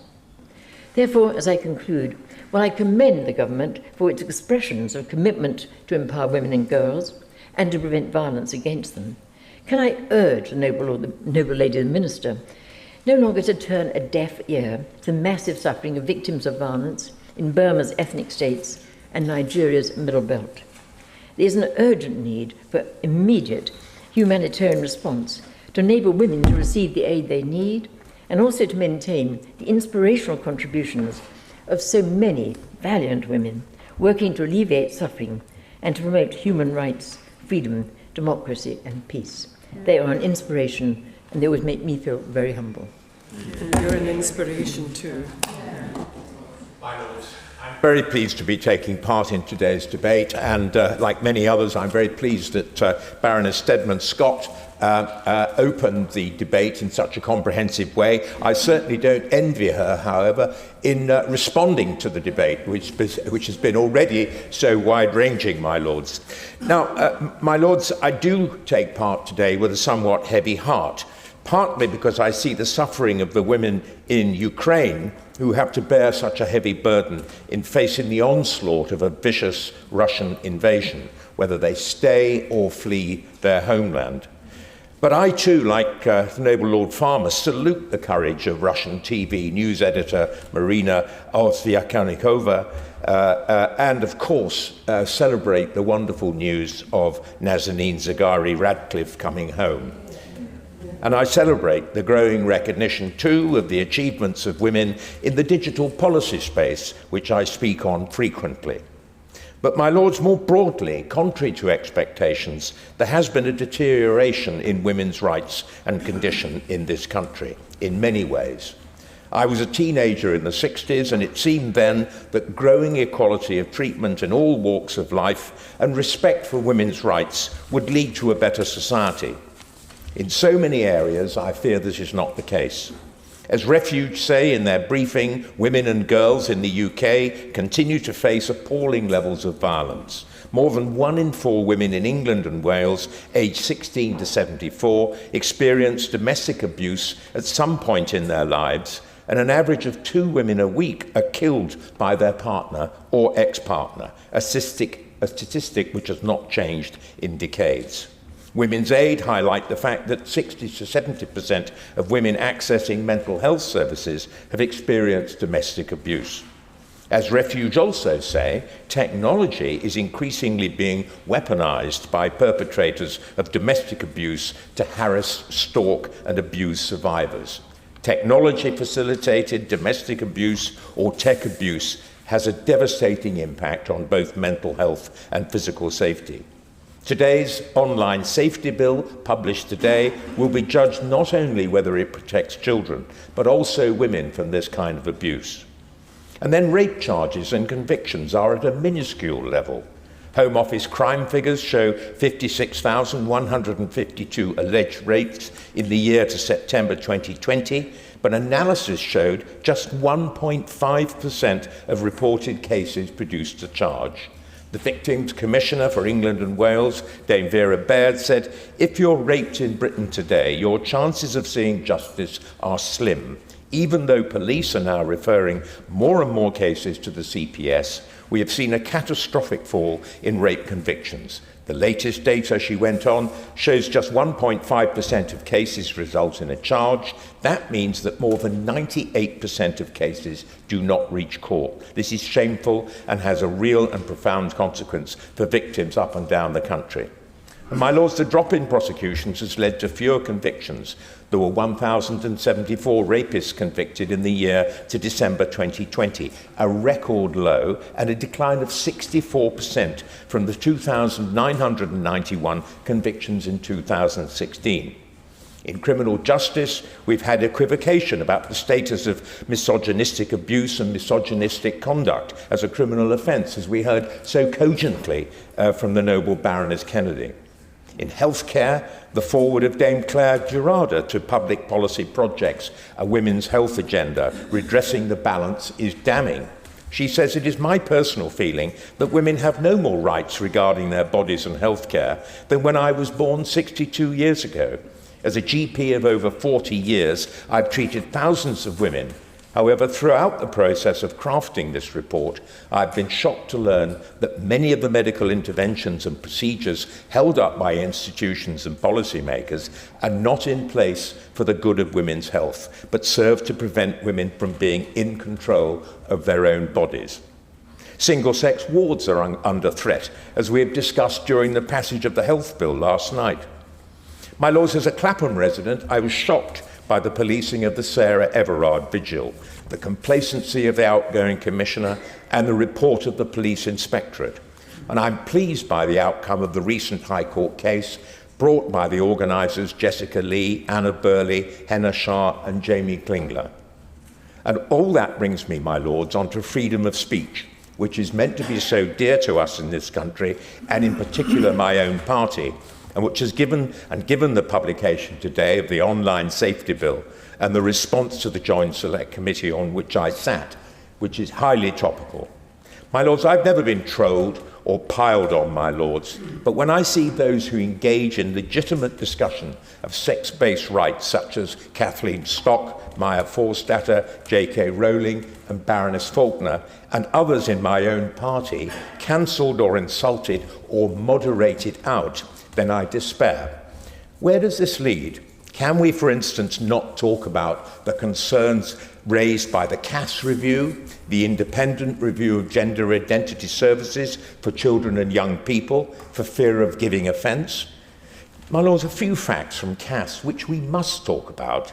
The number of children and young people being referred to GIDS has increased dramatically in just over a decade, from approximately 50 referrals per year in 2009 to 2,500 in 2020, with a waiting list of 4,600. And the large majority of these referrals, my lords, are now for what are called birth-registered females in the report, presenting in their early teens. In 2009, girls made up 1/3 of referrals to GIDS. In 2016, they made up over 2/3.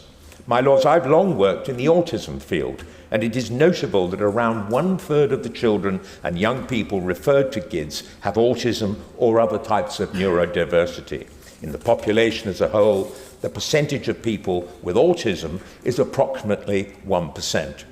My lords, if we're going to be able to genuinely celebrate women's achievements and advance their rights, then it is vital that we're able to hold a conversation that is civilized and respectable and respectful. But we must all be allowed to express our genuine beliefs, or indeed facts, without fear of censorship or abuse.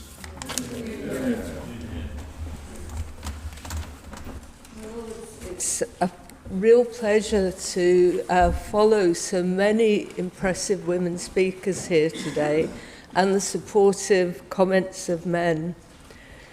International Women's Day is a celebration, but it's also a time to assess our progress in protecting the equalities of women. When we look back over the past year, many of us have been left shaken and distressed. The murder of Sarah Everard and the behaviour of police officers supposedly protecting the bodies of Nicole Smallman and Bibba Henry were bad enough. But the subsequent investigations revealed that a large number of police officers held deeply troubling attitudes towards women. It has left the impression that significant numbers of serving police officers have, at the very least, a lack of respect for women in general and their women colleagues in particular, and at worst, a degree of hatred of women that's frightening. When I've spoken on similar issues in the House, some members thought that Scotland was in advance of England and Wales in the way it deals with serious sexual assault and rape. Unfortunately, as Lord Purvis and Baroness Kennedy can probably confirm, this isn't always the case. As in other police forces in the UK, there is clear evidence that Police Scotland has misogynists and sexual predators in its ranks. It has failed to protect women police officers and members of the public from some officers' behaviour. A recent employment tribunal found evidence of a sexist culture in the force which left women officers scared to complain in case they would be left unsupported by male officers when put in dangerous situations. The culture is exposed further by the evidence that over 100 officers face charges of sexual misconduct, including sexual assault against members of the public. These are the very people they were supposed to protect. It's hard not to conclude that this culture would deter women who need to report rape or sexual assault. Two additional barriers exist in Scotland that put women and men off reporting such assaults. The first is the legal requirement for corroboration under Scots law. This requirement remains in place despite the inquiry in 2011, which recommended its abolition. The report found that 58% of serious sexual offences that were not pursued due to lack of corroboration would have had a reasonable prospect of conviction in England and Wales. The second additional barrier is the use of the not proven verdict, which is unsatisfactory for everyone concerned. It may allow the accused to escape conviction, but it implies that they may have been guilty. The complainer may have to watch someone who they think is a threat to their future safety walk away. Not proven is used disproportionately in rape cases. Rape Crisis Scotland pointed out that nearly 30% of acquittals in rape and attempted rape cases were not proven, compared with 17% for all the total crimes and offences. In March 2021, the Scottish Cross-Justice Review Group produced its final report, Improving the Management of Sexual Offence Cases. It made significant recommendations for a new approach to cases involving serious sexual offences. It proposed that everyone involved in such cases has sufficient understanding of the crimes involved and the potential impact on complainants.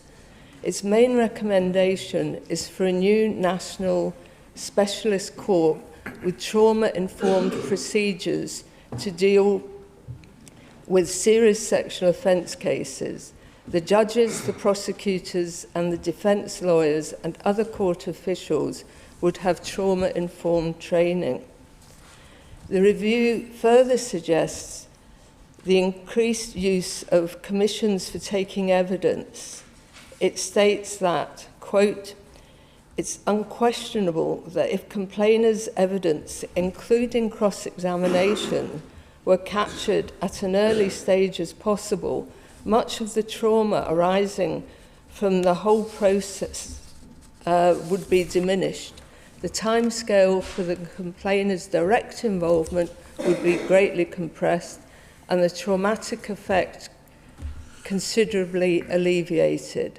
The benefits are such that it cannot be disputed that this is a change which must be made as soon as possible." End quote. A third proposal for consideration was that sexual offence complainers should have independent legal representation. This recognises the potential tension between the interests of the complainer and those of the Crown.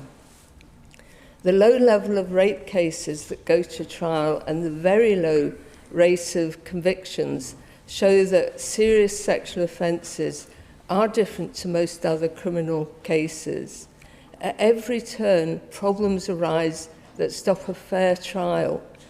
These recommendations offer a different approach. I hope the Minister can recommend this report to the relevant department for England and Wales. For my own part, I hope the Scottish Government, which has welcomed the report, will be soon taking action on it.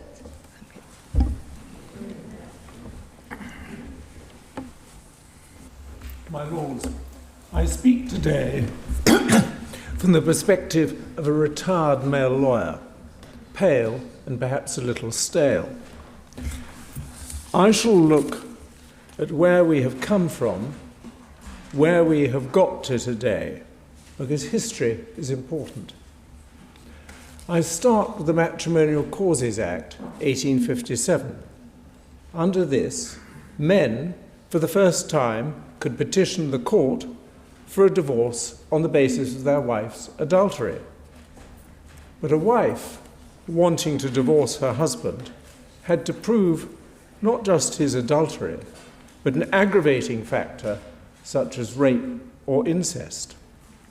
That imbalance continued until the Matrimonial Causes Act 1923, which put husbands and wives on an equal footing, each now able to divorce the other on the grounds of simple adultery.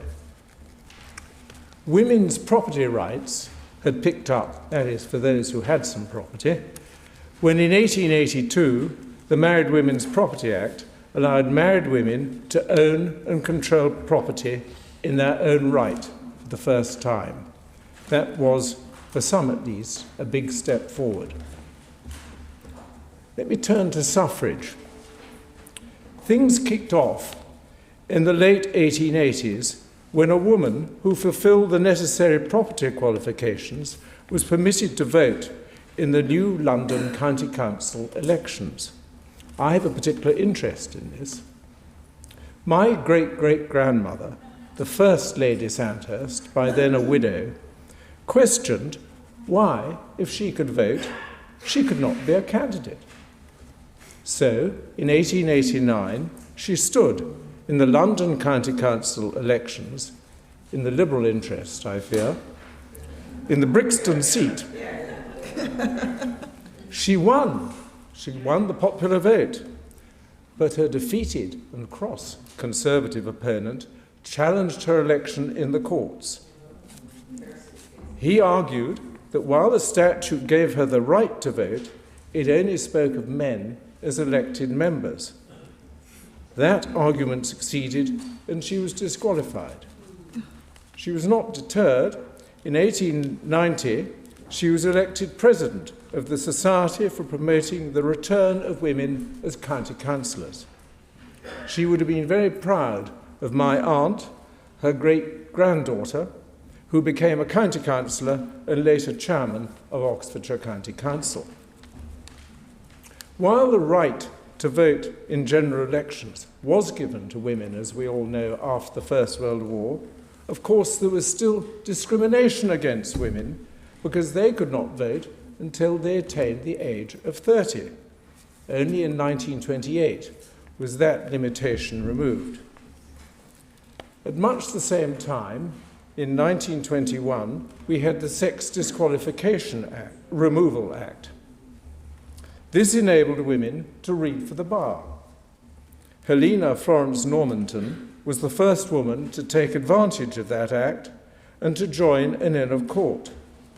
In November 1922, she was the second woman to be called to the bar of England and Wales, following the example of Ivy Williams in May 1922. Progress for the women at first was slow, but after the war it got a bit better. In 1949, Normanton and Rose Heilbronn both took silk. The next year, in 1950, Elizabeth Lane took silk. Lane was to be appointed the first woman county court judge in 1962, and 3 years later was appointed the first woman in the family division of the High Court. I appeared quite often before her, and she was a jolly good judge. Now we have women judges at all levels, at the very highest levels too, even if they're still outnumbered by men. Turning to a personal level now, when I joined my chambers of, I think, 15 or 16 men in 1973, it had no women members. There were by now, of course, growing numbers of women at the bar. A contemporary of mine was Heather Hallett, now Baroness Hallett. Women undoubtedly, as Baroness Kennedy will know, needed grit and luck to start at the bar, then even more than the men, much more. In 1977, we selected the first woman member of my chambers. The initial discussions I recall well. They revolved really around two things. One, the lavatory facilities, and two, would she leave to have children? But we overcame that barrier, and thereafter, at least in my chambers, a candidate's sex was never an issue. We recruited many more women, although I acknowledge that I cannot say the same throughout the bar. We also learned in my chambers to treat women with respect, not to expect them to join in and enjoy so-called banter. Happily, as I speak today, my old chambers currently has 6 women's QCs, Queen's Counsel, and a substantial number of women members. 2 former women members now sit on the High Court bench, and one of them, Philippa Whipple, will this afternoon be sworn in as a Lady Justice of Appeal. So we make progress. We have come a long way. But when I look at the wider world, there is still much to be done. Childcare is hugely expensive. In most, if not all families, the burden of running the home still falls more heavily on women. I know, I have a working daughter. The large numbers of women graduates and the growth of working from home will perhaps see the balance change over time and male partners take a greater share. I certainly hope so. But to my mind, as we've heard from others today, even more serious than opportunities at work are the incidents of daily life that women have to put up with. Yesterday's news, the business pages of the BBC News on the web, saw as the lead item that Lloyd's of London had fined a member firm £1 million. It had fined them because Atrium underwriters had admitted charges relating to bullying and misconduct during annual boys' nights out. These included initiation games, heavy drinking, and the making of inappropriate and sexualized comments about female colleagues. That was yesterday. So we men have much to learn. We must all do better, but the worst part of this laddish culture is that the disrespect for women, as we have heard, and the plain misogyny at its heart is not just unpleasant for women and demeaning, but it leads to violence. This is not getting better. I looked at the figures for London crime. In 2010-11, there were some 3,300 rape offences recorded. 10 years later, 2019-20, that figure had more than doubled to 7,890. And as we all know, only too well, women are afraid to walk home at night alone. I could go on. Very simply, until we men, and I'm not perfect myself, all treat all women with respect and decency, these numbers will not improve. More generally, too many women are demeaned. And that is why, for my part, I'm very sorry to see the pressure from some in the transgender debate. In arguing for rights, some advocates pour scorn on women who wish to preserve privacy and personal modesty. Women should not have to give up hard-won rights before they've even got true, effective equality with men. We have come a long way, but we have a long way still to go. We can and must do better. Women must not come second. Thank you.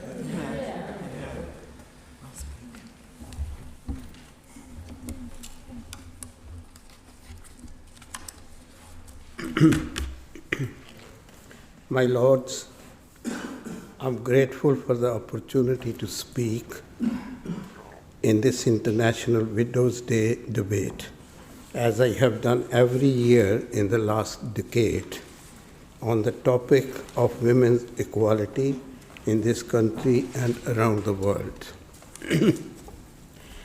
It is a critical time because the impact of inequality is always worse in times of conflict and hardship. And so I will focus my remarks on the plight of women fleeing war in Ukraine. We must pray for all those left behind in Ukraine to face the pitiless Russian forces, the old and infirm who won't or can't leave their homes, the men and boys who are forbidden to leave with their families and left to fight the invader.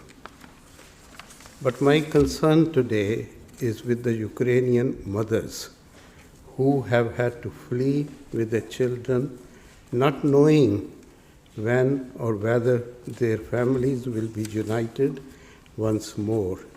We know this category forms the majority of refugees from Ukraine at this stage. For now, and in many cases perhaps forever, these are single-headed households, and as such, they face a double whammy. The inequality of the refugee navigating the many obstacles placed in their way as they seek refuge, as we have seen in recent weeks. And the inequality of the single mother who must not only be there for her children, but also put food on the table, clothe them, ensure they can go to school and receive medical care. All this while they themselves have to deal with and all too often hide their own trauma from what they have experienced and their fears for the partners and parents they have left behind. It reminds us that ensuring the equality of women requires us all to take positive action. It is not a matter of ticking boxes. It is not a matter of theoretical rights. Equality requires us to take the trouble to see the reality of how others live, to see it and respond with the humanity and generosity that we are so quick to claim but so slow to dispense. My lords, I will not dwell on the delays we have seen in living up to our promises of generosity, but instead focus on what we can and should do to help these mothers in their hour of need. The community's secretary last weekend said, "We will put our arms around them and give them all the support they need." That is welcome. He also said the first arrivals under the new scheme could be expected this weekend. So let us do all we can to ensure that the support available to these wretched people and to the British families opening their homes to them is fit for purpose. It is not just a matter of welcoming these single mothers and refugees. We can do better than that. We can see they are doubly disadvantaged and do something about it. The Lumba Foundation, which I chair, is planning an association with Rotary International worldwide and with Rotary International in the UK and Ireland to raise funds in support of Ukrainian mothers fleeing with their dependent children. We will draw on the Lumba Foundation's extensive experience of the plight of widows, including those widowed in conflict and natural disasters, who all too often face that same double whammy of a sudden change in their status with an increased responsibility for their dependents. The mothers and children fleeing from Ukraine are in that situation, and we know what it takes to, as the community secretary put it, give them all the support they need. My plea to the government today is to do more than matchmaking and providing sums of money to host families and local authorities, essential as these are, but to make sure the dots are connected across national and local government to offer the tailored and joint-up support for these refugees by, number one, identifying the likely needs from counseling and health to schooling and economic empowerment, and to facilitate a multi-agency response. Secondly, reaching out to mothers arriving with their children and telling them about the special support that is available. Finally, setting up a special helpline they can contact for advice. Women's inequality has all too often been invisible and ignored. Yet the irony is that it is women who are the first emergency service, the people we rely on to look after the children and to care for their elderly and vulnerable. Making women's equality real means understanding and dealing with the barriers they face. That is an investment that always pays off. Thank you. Wonderful. My Lords, I rise beginning with the good news of very much welcoming the return of Nazanin Zaghari-Ratcliffe and Anousheh Azuri, and acknowledging that they were victims of geopolitics in which they played no part, as indeed are the women, girls, men and boys in Ukraine. But of course it's important on a day like today, in a debate like today, that we look around us. And the noble Lord Purvis looked at the situation ranged across the political parties. He did leave one out, however, which I'm very proud to say currently has 100% female parliamentary representation. And like the Liberal Democrats, we're looking to greatly grow our representation. And I'm sure there'll be some men in the next tranche, but I'm hopeful that we can still keep the percentage of females very high. But I do want to associate myself with the remarks of the noble lady Baroness Gale in commenting on both the location and the timing of this debate. I don't know how many people have looked up and thought that we are conducting this debate at the feet of the patriarch. There could hardly be less appropriate place for today's debate. Now, I often, when I'm speaking in your Lordship's house, seek to share the words of women of today who are less privileged, who don't have access to the chambers, who don't have a voice in front of us. Today, as we speak in the midst of a building filled with the portraits and statues of largely dead, white, rich males, I'm going to seek to allow voices from the past, voices of women, to be heard in your Lordship's chamber. As the noble lady Baroness Hodgson said, there's been a conspiracy of silence, and if we look at history, the words, the voices of women right through history have so often been suppressed, and I want to bring a few of those to your Lordship's house today and see what we can learn from their courage, their determination and their achievements.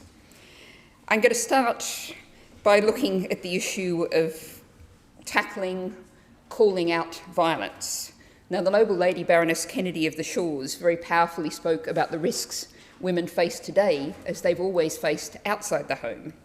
But of course we know today and in the past the greatest risks of violence against women are inside the home.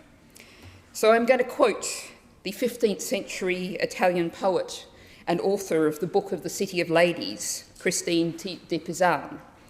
And she wrote, I quote, "How many women are there who, because of their husband's harshness, spend their weary lives in the bond of marriage, in greater suffering than if they were slaves. Close quote. I'm also going to quote the English legal theorist from the 18th century, Sarah Chapone.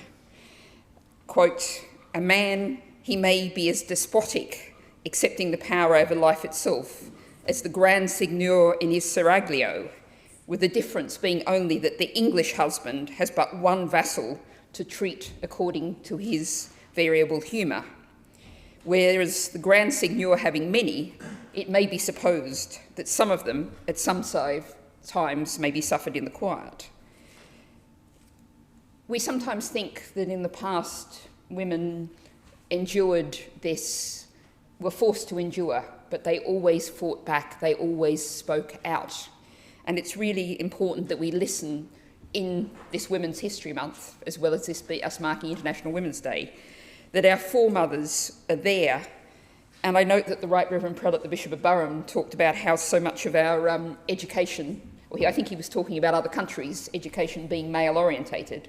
But of course, that's true of so much of our education system today.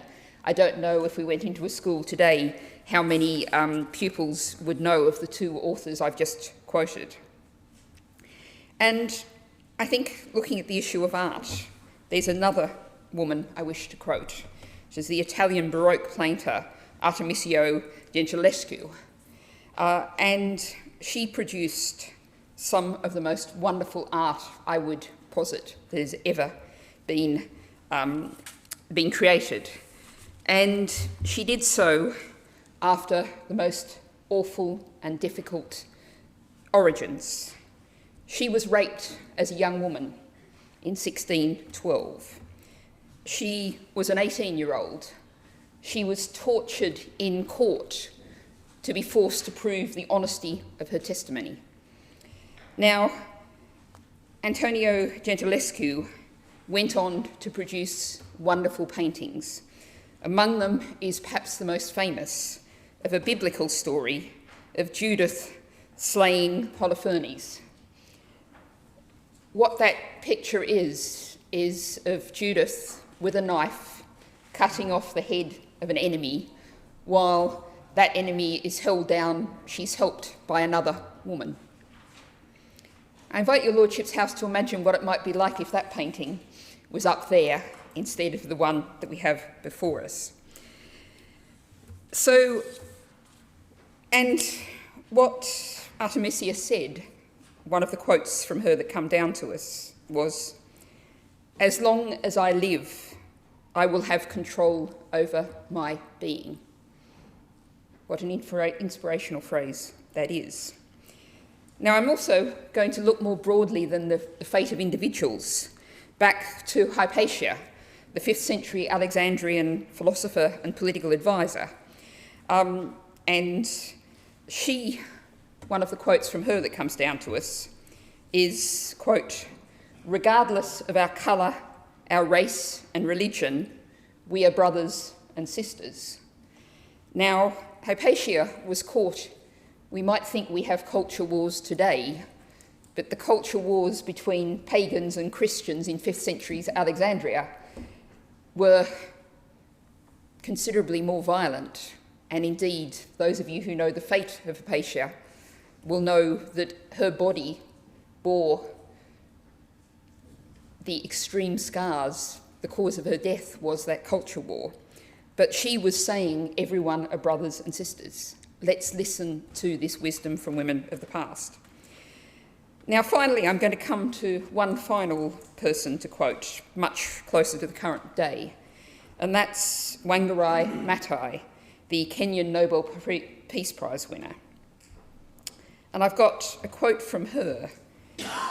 "We are called to assist the earth to heal her wounds, and in the process heal her own. Indeed, embrace the whole of creation in all of its diversity, beauty, and wonder." Wangari Maathai was talking about a different kind of model to what's existed not just in past decades or past centuries, but past millennia. And I've gone through women's history in a very fast scan over the past 2 millennia. we have had for those millennia a man-made system. It's given us the world we have today, a world in which people are exploited, particularly but not solely women, in which nature is exploited and destroyed as people too are destroyed. Now, the noble lady, the minister, in opening this debate, spoke about the slogan for this International Women's Day, break the bias. Well, I would argue that we need something far more fundamental, as all of those women from history teach us. We need to break the system. The system has failed us. We need a new system with women as the leaders at its heart. My Lords, it's a great pleasure to speak in this debate. I learned quite a lot, and it's also a great pleasure to follow the noble Baroness Bennett of Manor Castle. I'm glad she referred to education, because my background is from the world of business schools, and the language there is entirely male and aggressive. Accounting and finance is all about domination, control, slicing, control, selling, asset stripping, plundering. Nobody cares if workers at the end of the day are fired and have no home to go to. None of that ever comes into any accounting calculation. Nobody ever considers what the social impact of redundancies is, wage reductions is, tax avoidance is, whereas women are more concerned about nurturing, supporting, growing things. As a stark difference. And many women who enter the world of business schools are increasingly forced to leave their feminine selves outside and behind, and that is fundamentally wrong. Women need to be valued in their own right in what they bring, not compared to how they compare to men. And that requires a fundamental thought, and I will hopefully return to that issue on another day in another debate. I note that the resolution as tabled here says that the Grand Committee take note of International Women's Day and United Kingdom's role in furthering and protecting the equality of women. I kept wondering what happened to equity. Where is equity? Equity is very important too. Without equity, many people will never ever attain fairness and equality. In many ways, equity and equality are also elusive. They are always in the process of being made, but they are never really finally made because of many social divisions. Therefore, that requires constant vigilance, constant new approaches, constant search for dealing with social problems. So I would have personally preferred to see equity mentioned there as well. Now, we have a strange kind of a scenario that we have more women in government than ever before, yet the economic progress of women seems to have stalled or is slowing down. That is a kind of a paradox. And I keep wondering whether women in government are increasingly asked or forced, or perhaps unconsciously adopting kind of male objectives rather than female approaches, which are referred earlier to growing, nurturing, supporting, etc. And that, again, requires some issues to be looked at. Life expectancy increasingly is stalled, if not gone into reverse. Life expectancies for women has now declined, according to ONS data, that is at birth, declined from 83.6 years to 82.6 years. And inevitably, it's the poorest women who are most negatively affected. Yet this government is doing incredibly little to reduce poverty. If anything, inequalities have increased. There are more people living in poverty than ever before. 14.5 million even before the pandemic. And the situation is far worse now. The Equal Pay Act of 1970 promised an era of equal pay for equal work, but that has remained elusive. Women's median hourly rate is 10.2% less than men's. And gender pay gap, the last statistic we had from the government for full-time and part-time employees was 15.4%. So why is it that we set ourselves a goal 50 years ago but are yet to reach it? What exactly is the government doing? I know we will hear of many things, government is doing X, Y, Z, but the facts, as indicated by data, do pose the question is, has enough been done? Why has enough not been done? We are referring here to women, but of course women are not a homogeneous category. They are differentiated by age, class, disability, ethnicity, and many other social factors. Black women are least likely to be among the UK's top earners. They face the double hit of gender and ethnicity, and that's why I was referring earlier to equity. What can we do to lift them up? So they are the most underrepresented group in the top percentiles of income in the UK. Some progress could be made by mandatory ethnicity pay reporting, but the government is vehemently opposed to that. So it is hard to see how progress on ethnicity pay gap can be made when government accepts the principle of gender pay gap reporting for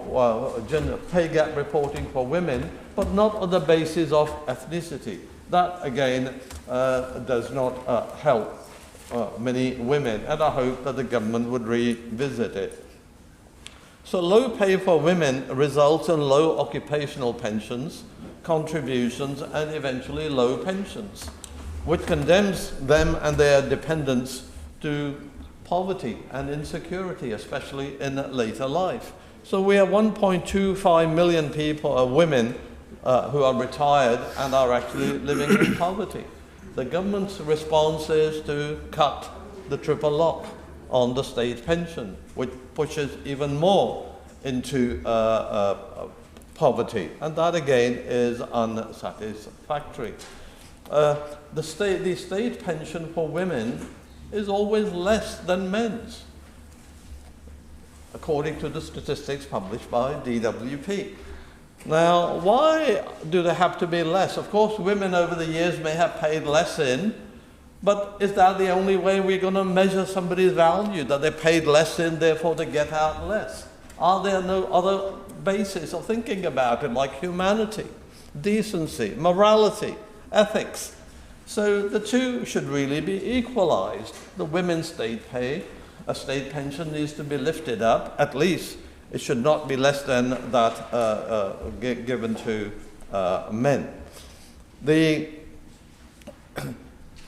government publishes all kind of budgets, statements, and we will have a budget statement next week and lots of other legislation, but it is never really accompanied by a gender impact assessment. What is the gender impact assessment of what the government proposes in the budget? We struggle actually to see. I raised this last year and I got a lot of soothing noises from ministers, and I also raised it at other times in the House, but no development whatsoever. So we now have income tax being hiked by stealth and national insurance contributions hiked by being increased as well, but there's no gender gap analysis. Who will suffer the most? What about single mothers? Would they really be suffering the most? Possibly yes, but absolutely no attention to that. In his budget statement last October, the Chancellor referred to the word women just once in his speech. But there was not even one gender-specific policy to help women, not one. Okay. However, there was a policy which would hurt women. And that was the cut in universal credit of £1,040, affecting 4.4 million families. And the government took that £4 billion from the poorest and gave it to the bankers. Okay? So many of the households affected by this are led by single women, single mothers, but no help given to them at all. So they're basically condemned. There is a division, there's a gender division of labor in our society. Many women are confined to low-paid jobs, whether it is teaching, nursing, social care, supermarket, hospitality, and other sectors. But the government has actually imposed wage freezes, again, hurting women the most in pursuit of its economic objectives, which I never really understood what they are. Okay. So the take-home pay of many women has declined as a result of these austerity policies and wage freezes, and therefore prevented access to nutritious food, good education, healthcare, and other essentials. Again, there is a gender issue here. So we have a paradox here that somebody working in social care or supermarket, a female worker in a social care or a supermarket, is getting paid and will pay national insurance, extra national insurance of 1.25 percentage point, but a speculator speculating how much economic surplus those individuals would generate will not pay anything from the capital gains made from those speculation. They will not be paying any national insurance, never mind the extra 1.25 percentage point. And who are the winners? Who are these speculators? They are mostly men. At the very least, the government could see that the gains picked up by men through speculation are at least some are shared with women on whose backs somebody is making these speculative gains. Again, I see no analysis, no sensitivity to any of these gender issues in the government policies. So there is no equity or equality of tax treatment of earned and unearned income, and that again has gender consequences because women in low-paid employment are paying taxes at a higher rate than those who are making money through other sources such as dividends or capital gains, which again the analysis shows are predominantly men. Okay? So government policies have condemned many also to use food banks, and again it is women who suffer because they are on low pay. So take just one more example. We have increase in homelessness all around us these days. You can see it as you enter tube stations and many other places. 2/3 of homeless Londoners living in temporary accommodation are women. That is 42,000 women in London alone are homeless. 39% of homeless households living in temporary accommodation in London are headed by a single mother. Many are homeless because of domestic abuse and poverty, or they can't afford to pay rents because their income is low and the tax system doesn't really do much for them. So unaffordable housing is a key factor, and women bear the brunt of the housing policy failures. The living cost crisis, on top of the cuts to universal credit, housing benefit, and the sexist policies like benefit cap, make it much harder for women and their families to keep a roof over their head. The government can help by reversing the damaging welfare cuts and increase all benefits, at least in line with inflation. That would help to reduce homelessness amongst women, single mothers, and their children. So by building high-quality homes with rents linked to local wages, not what the landlords want, with the rents linked to local wages, the government can prevent more women from becoming homeless. So I would now say, my lords, let us celebrate this year, and I do hope that the Minister will be able to make some positive promises in return. Yeah. My Lord, it's a great pleasure to follow the noble Lord Sikka. at least I will not feel lonely talking about economics of gender inequality. First of all, let me say that the title does say furthering and promoting the equality of women. And of course, what we're really saying is we're kind of combating inequality and hoping that we will be able to reduce inequality as much as possible. And the central inequality I want to talk about, which is sort of almost eternal, is who does the work. And economists more or less talk about work in terms of paid work. They say, oh, there is work and there is leisure, and how does the individual choose how many hours to work? Of course, that's all very fine, but a lot of work is unpaid work, and most unpaid work is done by women. And we have very little accounting of unpaid work in sort of formal economic analysis, and we have very few policies to deal with unpaid work. Now, I have over a long career in economics explored the idea of citizens' income, basic income as it used to be called. And the argument for basic income for a long time didn't actually deal with the gender issue. The way it was dealt with was that there should be a citizens' income available for all voters, and it should be paid sort of without asking any questions. And then, of course, the idea was that, if you pay people just the basic income without work, they'll stop working. And then what will happen? This is entirely an idea about paid work. Because whether you pay basic income or not pay basic income, unpaid work has to be carried on, because society lives on unpaid work. It is not only cooking and childcare and nursing and care of the elderly, all sorts of things, cleaning the house, all sorts of things are done by women mainly. And it is a very interesting paradox, well, not paradox, but something to note, that when things like universal credit, when welfare state arrangements are made, there is a great compulsion to say, are you seeking work? Unless you're seeking work, you're not eligible to be paid money when you're out of work.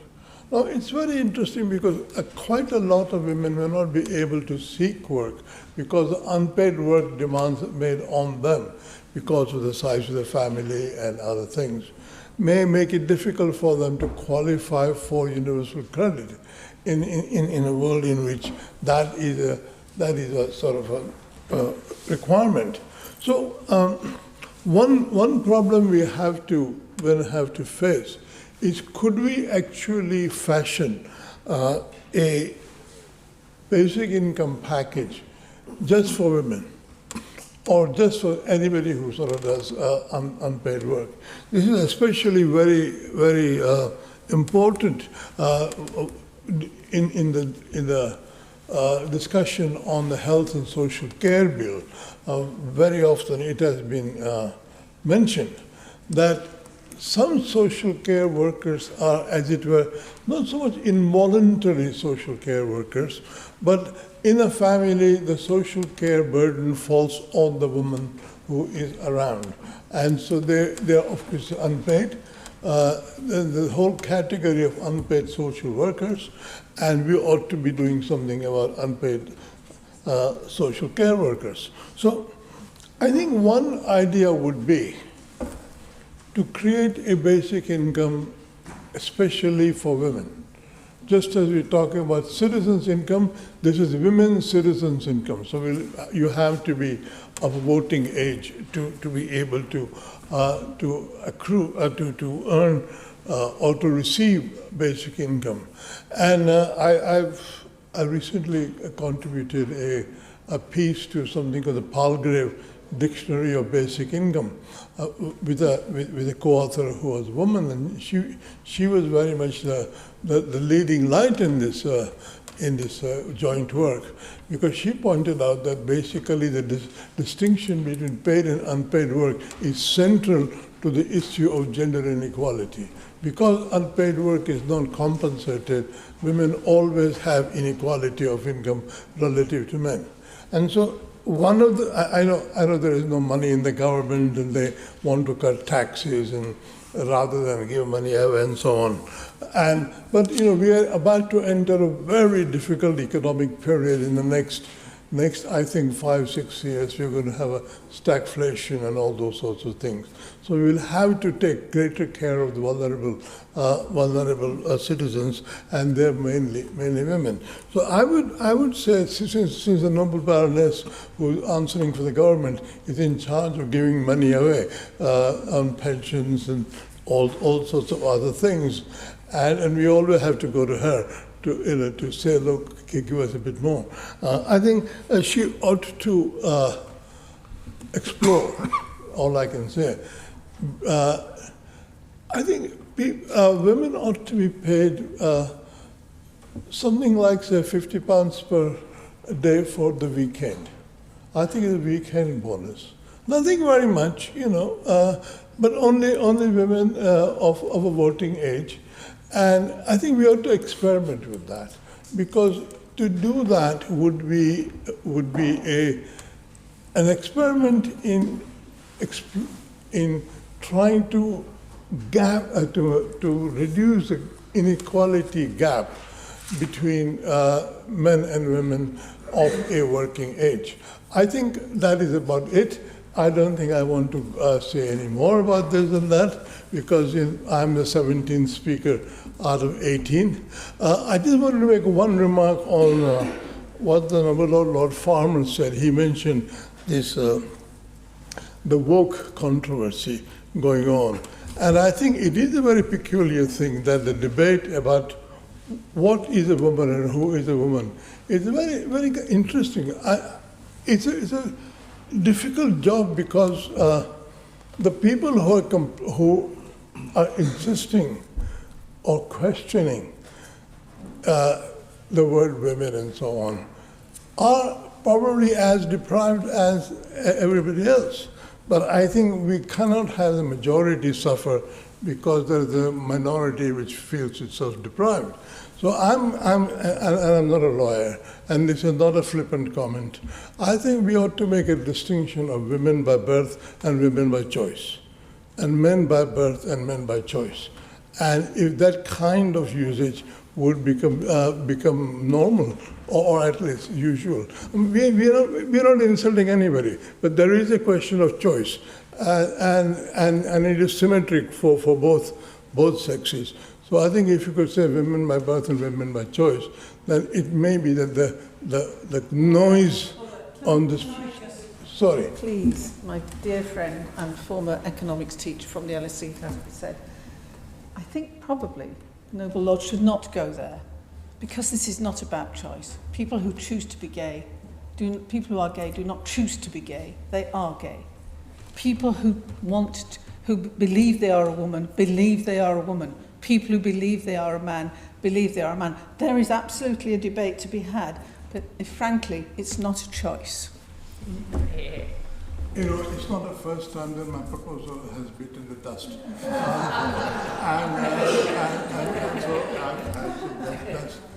And the fact that I taught the noble Baroness makes me proud that she has finally sorted me out. Okay, so that being said, I think I can conclude. Thank you. Well, I have the unenvious task of being yet one more pale male. It is interesting, and I don't always agree with the noble Baroness Bennett of Madam Hardcastle, but on many things in her contribution I did, and she certainly, I want to agree with her next year. Don't let us become second-class citizens and have the debate in here. It should be in the chamber. I mean, I really think it's such a bad, the symbolism of it, that somehow it's become a second-class debate, and it'll do. Just put it in the Moses room, which was rightly remarked on one of my ancestors, who wasn't perhaps the most progressive male on the planet, but he was a man of his time. And the other thing, I couldn't help reflect on the Bishop of Durham, that you fought long and hard to have women bishops, and I do think they've got to mark their calendar. They should be represented. I actually want to return to this last bit of the debate, if only to disagree with my noble friend Baroness Thornton. When she endeavoured to say, well, this is how it is, and we shouldn't go there. Well, Lord Farmer did go there, and he had absolutely every right to go there and assert a view that is held by many, maybe not by the noble Baroness Thornton, but by many, that there is a biological sex of men and women. All right? No, I'm not. Excuse me. I'm not. I didn't. I'm not going to stop. She didn't say... noble lords deserve to be heard in their contribution to the debate. It's all right, I wasn't going to stop anyway, but thank you. This is an important debate, and on Women's Day it's an issue that deserves to be aired, as the noble Lord Farmer did. And I wanted to actually draw attention to women that I think have been very strong and willing to undertake expressing a view.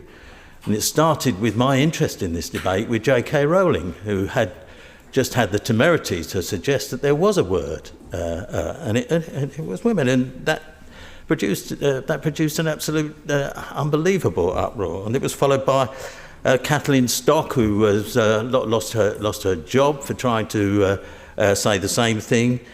And interestingly, another woman I admire, who was also mentioned by Lord Farmer, is Baroness Faulkner, who took over a really tough job at the Equality and Human Rights Commission, saying much the same thing, that women's safe spaces should be protected, and that the view that there is such a thing as women, people have to respect that view, which has got nothing to do with saying that we should in any way discriminate against transgender people.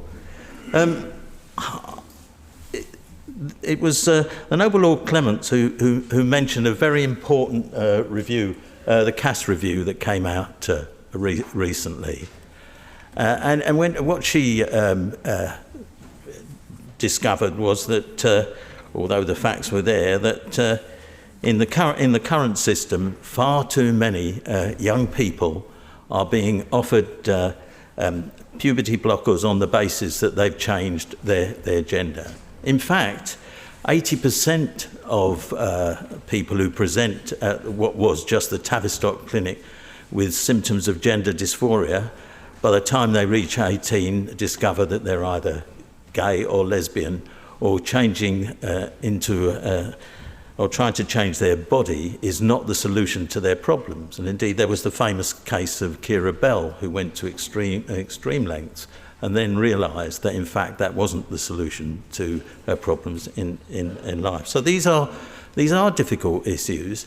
The importance of the Cass review is that what it's saying is that there should be clinics around the country, that there should be much faster treatment for young people, and he mentioned, noble Lord Clements mentioned young people with autism. I was listening to a group of concerned clinicians recently, and they said the huge impact of social media on young people is one of the biggest single factors that makes young girls believe that somehow they're in the wrong body. And we shouldn't underestimate the impact of social media. I want to go on to talk about, I suppose the older I get, the more I think the women in my life I find are the most interesting, they're inspirational, the women that I've met. And I want to refer to some of them. There was a woman writer that I came across recently, Bernardino Evaristo. What an amazing writer. If you haven't read her, I recommend her. Girl, Women, Other. But even more superb is her autobiography, Manifesto, where it tells you what it's like growing up in a mixed race family in the 60s. Pretty tough. And she did it and fought over the years to establish herself. And I was grateful for Baroness Bennett again, because I'm a lover of Renaissance art, and it was only recent, not that long ago, when I discovered Artemisia Gentileschi, and I realised that there are some wonderful people in the artistic, in the arts. But there's three women that I know that I admire. I chair I chair an advisory committee on a social enterprise. And the CEO who runs it is a woman called Jenny Holloway. She's an absolutely amazing woman. Pays herself very little. She recruits and trains mostly women in Haringey, and they learn how to become machinists. They learn how to cut patterns. They're able to start their own business. She is an amazing woman. She single-handedly decided that when the Laura Ashley factory closed down in Paris, she'd save it. And much against my advice, probably, because I thought it was mission impossible, she's succeeding. And she's opening another training establishment in Leicester to stop mainly women there being exploited in the clothing industry. I've got another couple of women that I know. Ushma Patel, she's really the power behind the throne of the local landlord in my pub. What makes her Ushma interesting is, well, we started to chat one night, and she told me that she'd donated a kidney, and then not long after that had climbed Mount Kilimanjaro. Now, I once thought about climbing Mount Kilimanjaro with 2 kidneys, never mind with 1. And so I take my hat off to Ushma, who is an amazing woman. And then another woman that I've come across, surprisingly, my wife does God in our family, as I somewhat irreverently state. But I do go along occasionally on high days and holy days. And once I went along and I listened to a lay minister, Liz Wolferson, in an amazing sermon. And she fascinated me. I learned a bit more about her. Well, Liz is the diocesan director of Church of England schools in London. And she's rescued probably 10 failing schools. She's a tough cookie. She gives the head teachers 6 months, and if they don't improve, she waves goodbye bye to them. But these are, in my opinion, really interesting women. There's many more of them. I was admirer of Kemi Badenoch, who's the Minister for Women in the government. And then, last but by no means least on my list, I'm going to mention the minister there, Baroness Steadman-Scott. I didn't know a lot about Debbie. I was interested. And one day we were sitting down talking, and she told me about her life in the Salvation Army, and she educated me about the Salvation Army in a way that I never knew before. She can sing some damn good songs, the Salvation songs as well, but I won't get her to do that here. Well, what I admire about Debbie is, and I checked, she wouldn't mind me saying this, she's out but proud. And that takes a lot of guts to do that. And whatever you think about the policies that she enunciates on behalf of the government, and not everybody will agree with them, nobody can say that Debbie doesn't care. You know, nobody can accuse her of that. I want to hurry up. There was about more women in. You said STEM. I prefer STEAM. Get the arts in there. But it is changing. It is changing. I'm meeting more women in apprenticeships. Interestingly, we had the Industry and Parliament Trust had a dinner, and there were some wonderful women there. There was one. Young black woman bringing up a disabled child, and she joined as a bus driver. And I said, what's it like being in a bus carriage? They must be all the rest are men, aren't they? She said, yeah. And I said, the banter? She said, it's pretty bad. But I've learned to hold my own.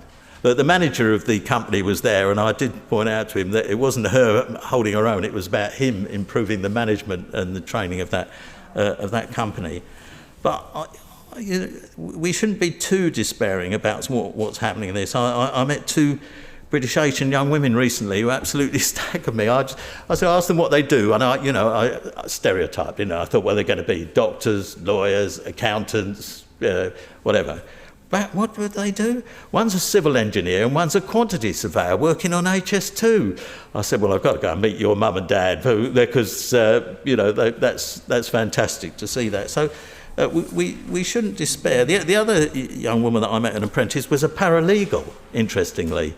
And so another route into it. Are attitudes changing? I think they are.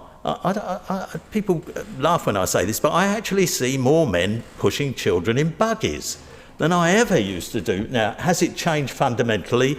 No, there's a lot more progress to be made. Of course there is, but men need to be more involved in childcare.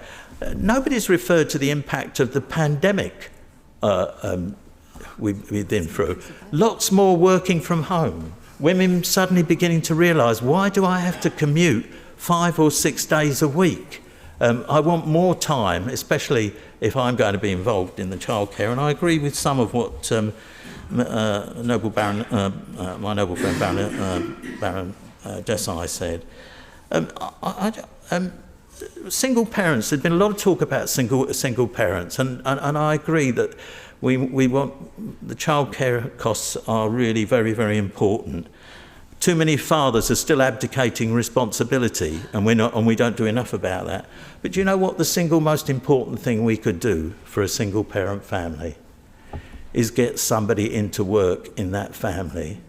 That has one of the most profound influences, so that children don't grow up in a family where generation after generation seem to think that they don't need to join the world of work. They do. It's fundamentally important, and the example set to them by the mother being in work is an important example. You can criticise the universal credit, and people frequently do, some because they don't really know much about the system, I have to say. But let me say this to you. First of all, yes, I understand the concern about the £20, but people forget all about the taper change, which actually made quite a difference when people were in work. And secondly, the most staggering achievement of the universal credit system is the digitisation. 6 million extra people were enabled to go onto universal credit during the pandemic. That was an astonishing achievement. And many, many women were able to take advantage of this. I just want to end on one thing, equality of pay, pay for work of equal value. I look at my son and daughter. I look at Laura, my daughter. I'm really proud of her. She's an advanced clinical practitioner in A&E at Northwick Park Hospital. Been right through the pandemic, and she's brilliant, absolutely brilliant. She's twice as qualified as her brother Paul, and earns half the pay. Why? Because he's in IT, isn't it? And that's the value that we put on them. So I think it's been a fascinating debate, and I want to end on this, because probably it's the woman I admire the most, the one who's puts up with me. Lady Margaret, and she's an amazing woman, a very, very skilled craftswoman, modest about her achievements, etc. Brought up the family, mainly in my absence, I think. But, well, I know. But recently I couldn't help saying she's got a very sharp sense of humour. And we were in Marks and Sparks, and we were looking at a bottle of wine. It was quite expensive, and I said to her, "What are we celebrating?" And quick as a flash, she said, "Well, we're still alive." And that's something we all need to celebrate. So I've enjoyed taking part in the debate, and I look forward to Mission Impossible as Baroness Stedman Scott covers the waterfront. My lords, I'm also grateful I'm still alive.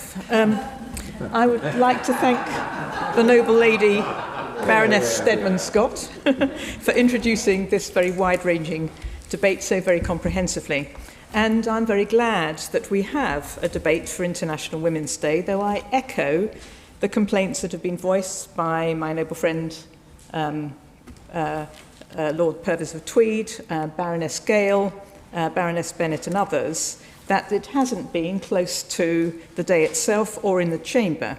And I do pay tribute to the Conservative peers who successfully put pressure on their leadership, who had no plan to schedule this. The wonderful lady, Baroness Gale, played a key part years ago in making sure that we would hold this debate. And I hope you will forgive my absence for a while to contribute in the statement on the release of the Iranian detainees. It's hugely welcome that Nazanin and Anousheh are now back home. And of course, as the noble lady, Baroness Stedman Scott, noted, in the context of this debate, it's wonderful to welcome Nazanin back, caught up as she was, and as so many other women are, by events beyond their control. And I'm grateful to my noble friend, Lord Purvis, not only for his outstanding speech, but also for taking a full note of the speeches that I missed. Of course, had we been in the chamber, I would not have had this conflict. We know that there is no country in the world yet where there is gender equality. We know that the Scandinavian countries lead in this regard, and we also know that the least developed countries see the greatest gap between the genders. That's where it is most stark. And as I listened to the noble lady Baroness Gale, I had a sense of déjà vu, and no doubt the noble lady Baroness Thornton will as well. The same questions remain unanswered since those first debates in your lordship's house. And the wonderful team that I see arrayed behind the minister should be well prepared.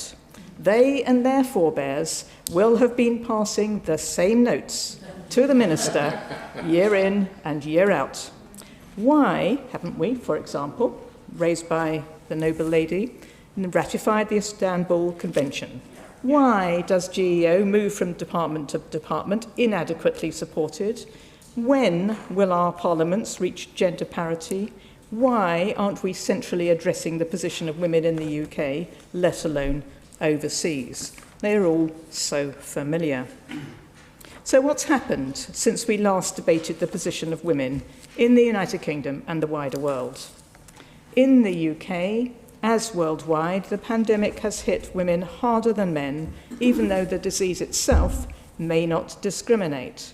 And the point about how it's hit women harder was picked up by the noble Baroness Lady Armstrong. So why is that so in the United Kingdom? It's the same reasons as apply elsewhere. Women are more likely to have been working in sectors that were disrupted, more likely to have to care for children, more likely to have to homeschool them, more likely to have responsibility for elderly relatives. All of this means the pandemic has hit them harder. We know too, as noble lords have mentioned, that domestic violence rose and that there were fewer resources available to assist women in that circumstance. And Women's Aid has noted that around 2/3 of women seeking access to health services, mental health services, which themselves are scarce, have suffered domestic abuse. And they point out gender inequality is both a cause and a consequence of violence against women and girls, the sharpest end of women's disadvantage both in this country and worldwide. And my noble friend, Lord Clement Jones, has highlighted the appalling situation that we're now in terms of holding people to account over violence against women and girls, and a number of other noble lords mentioned this. And it's appalling to see the awful trolling of women online, which he mentioned. So many women MPs receive death threats, and how could we encourage our daughters to come into politics today? And the noble lady, Lady Kennedy, has urged that we move forward urgently in this area, and she has a remarkable record in this. And she's pointing to the proposed new Misogyny Criminal Justice Act in Scotland. And we've been debating that for England, and it's been pushed back. And the noble lady Baroness Bryan points to the lack of progress in Scotland. And so now, as we come out of the pandemic, theoretically, we face the economic consequences. And as the Noble Lord Sikka and Lord Desai and others have indicated, unless you have economic equality, you won't have any other form of equality. The government warns of constrained budgets despite hugely rising fuel costs and inflation hitting the price of food and clothes. Again, this hits the poorest the hardest, as we've heard, and women are on average poorer than men. The Noble Lord Sikka and the Noble Lord, the Bishop of Durham, pointed to the way in which women are terribly disadvantaged economically, and including in the extraordinary restrictions on universal credit for families beyond 2 children. As the Noble Lord Sandhurst, in his fascinating speech, rightly noted, women still carry the greater burden of caring. And as we look internationally, we know that the situation can be dire for many women and girls around the world. As we know, in theory, almost as many girls are now in school as boys, which is welcome, but in reality, the level and quality of schooling differs. The boys are in better schools and in school for longer, with the enhanced life chances this brings. How, therefore, will the government deliver the global education commitments made in 2021? We've heard about the 58% gap in economic participation and opportunity and the gigantic gap in political empowerment. And in the middle of a worldwide pandemic, what do? We cut aid. And here I really must endorse the speech by my colleague, Noble Lord Purvis of Tweed, and his castigation of the government over its cut in aid. It's all very well saying the same things which we hear year in and year out, that we support women and girls internationally, we are supporting education and so on. And no country has gender equality. It is worst in the poorest countries. That's where our aid is supposed to be going. So if we cut aid of necessity, we damage the position of women and girls. No wonder the FCDO didn't want to publish its impact assessment. It could not have been otherwise than the cuts would hurt women. So, no amount of "we can't afford this" can possibly excuse such an action from one of the richest countries on the planet.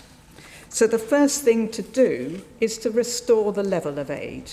If the minister cannot do that, then no amount of notes from the officials behind will actually answer that basic question. So my noble friend, Lord Purvis, is right that women and girls must be front and centre in terms of our new upcoming international development strategy. Will this be the case? So can I pull out a key area, and that's sexual health and reproductive rights. That is absolutely essential to women, their families, their communities, and their countries. It's of fundamental importance as a pillar for achieving all other areas of gender equality. I recall when I was a DFID minister in one community where we supported family planning, and this image will always stay in my mind, of a young woman, probably in her teens, with twins attached to her, sitting on the ground, with other small children under 5 playing around her. And she was exhausted. And we know exactly why family planning would help her, and she knew why it would help her if she could give any energy and attention to it at all. Fewer children in a family means more of them in school, and the mother better able to earn a living, more likely to be able to take advantage of the possibilities of microfinance, as the Right Reverend Prelate, the Bishop of Durham, mentioned. And we all know we face the climate emergency, as mentioned by the Noble Lady Baroness Armstrong, which indeed will roll back women's rights globally. The poorest and most vulnerable women and girls are often the most vulnerable to climate change and often lack the resources required to adapt to climate change and ensure the protection of their livelihoods and well-being. With increasing drought, women and girls are expected to travel longer distances to collect water and firewood, exposing them to further sexual and gender-based violence. The destruction of households and livelihoods have become a reality for communities hard hit by climate change. And in some cases, the loss of livelihood leads to increases in transactional sex and the risk of teenage pregnancies. Women are especially vulnerable in conflict, and conflict will be promoted by climate change. And I pay tribute to the noble Baroness Hodgson for her work in this area over so many years, and clearly her necessary work in the role of women in peace in Syria and now in Afghanistan. And when the West went into Afghanistan, I recall that at first people said that nothing could be done about women's rights because of the culture. But that was turned around so that the key change that occurred in Afghanistan was a dramatic improvement in women's rights, and the noble lady played her part in that. And it's heartbreaking to see that the Taliban are back in control and so much has been reversed, and that families are in such desperation that you now hear of people selling their kidneys. I'm glad we passed that amendment in the health bill, whichever night it was that we were here so late. Could the noble lady update us on what engagement we're having in Afghanistan, having had so little influence over the United States, despite claims post-Brexit, that they cut and run without our being able to exercise any influence over them whatsoever? We see even now the impact on women of Russia's invasion of Ukraine. Women in Ukraine fleeing with their children, leaving behind their menfolk, their lives potentially changed forever, as Lord Lumber and others have mentioned. The mother hurt in the attack on the Mariupol hospital, then losing her own life and that of her baby. And during disasters, health services are often limited and at times not available, which means that more women give birth without much needed medical support. And Baroness Cox has spoken of the pressures in Sudan, Nigeria, and elsewhere. Lord Hussain has spoken of the situation of women in Kashmir and elsewhere. And then there's the multiple discrimination that Lord Lumber has often pointed to. Lord Sikka mentioned this in relation to the UK, and of course it applies even more internationally. Lord Lumber, in his work on widows, emphasises that they suffer the double discrimination of being women and widows. Older women can suffer particular discrimination. There's the double discrimination of women with disabilities. There's the multiple discrimination of women with disabilities, who are widows, and who are simply women. And yet the Sustainable Development Goals demand that no one is left behind. But the cuts that have been meted out undermine all of this. My lords, there's so much that we will need to do if we are to deliver those Sustainable Development Goals in only a few years' time. We are not on track, even in the United Kingdom, to deliver the SDGs, certainly not worldwide. And the pandemic has meanwhile shown that we're all globally interconnected, and the war in Ukraine has shown the geopolitical tectonic plates shifting. How this will settle out is yet to be seen. But we must ensure that whatever the outcome, the position of women and girls and the need to fight for gender equality is not left behind. This has been as wide-ranging a debate as ever, and I certainly welcome the fact that we have something of a gender balance here. So it should be. I look forward to hearing what the noble lady, the Minister, says in reply. I think she will see that she has an uphill task and that words need to be matched with actions. She knows, if anyone does, that we can see through empty words. Hear,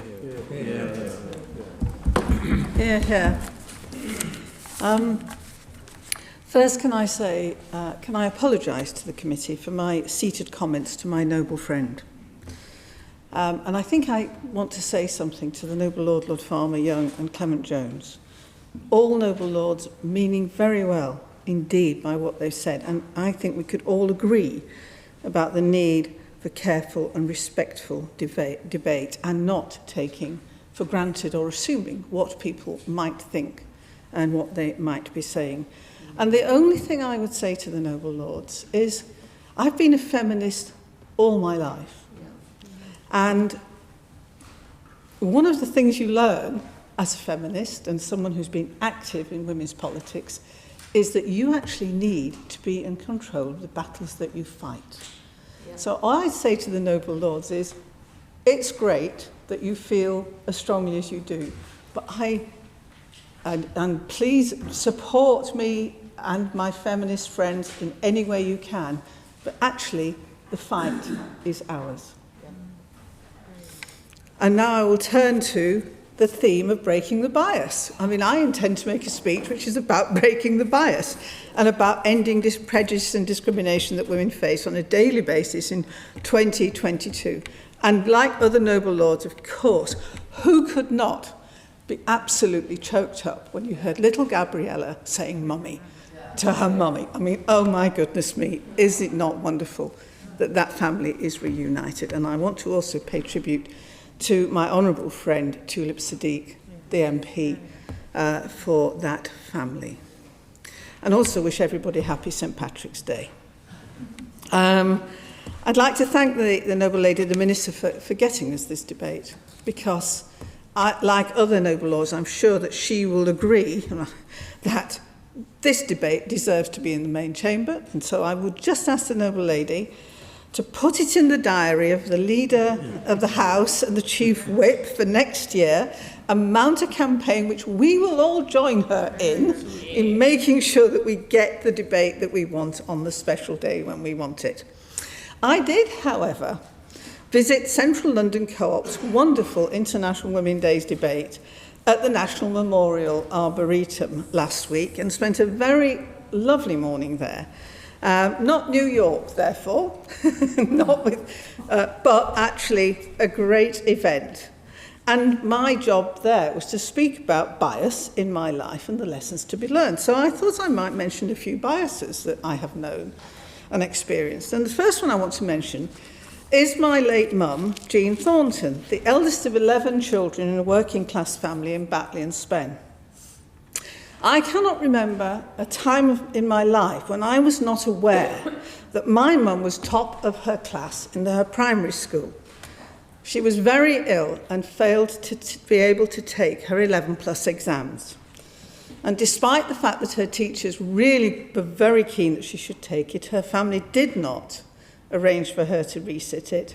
But they did send her brother to the grammar school the following year, and they couldn't afford 2 sets of uniforms. Now, she felt that missed opportunity literally all her life, which is why I can remember it. I've always known this story about my mum. That missed opportunity, that bias, and even though she made a great success of her working life, her public life, and had 7 children of her own, it did make her very ambitious for us. So her 6 daughters, I'm the eldest of 7, and so when the head teacher suggested, and it has to be said that I was definitely a troublesome campaigning 6th former.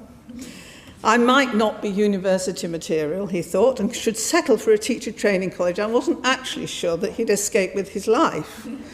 I did indeed head to the LSE.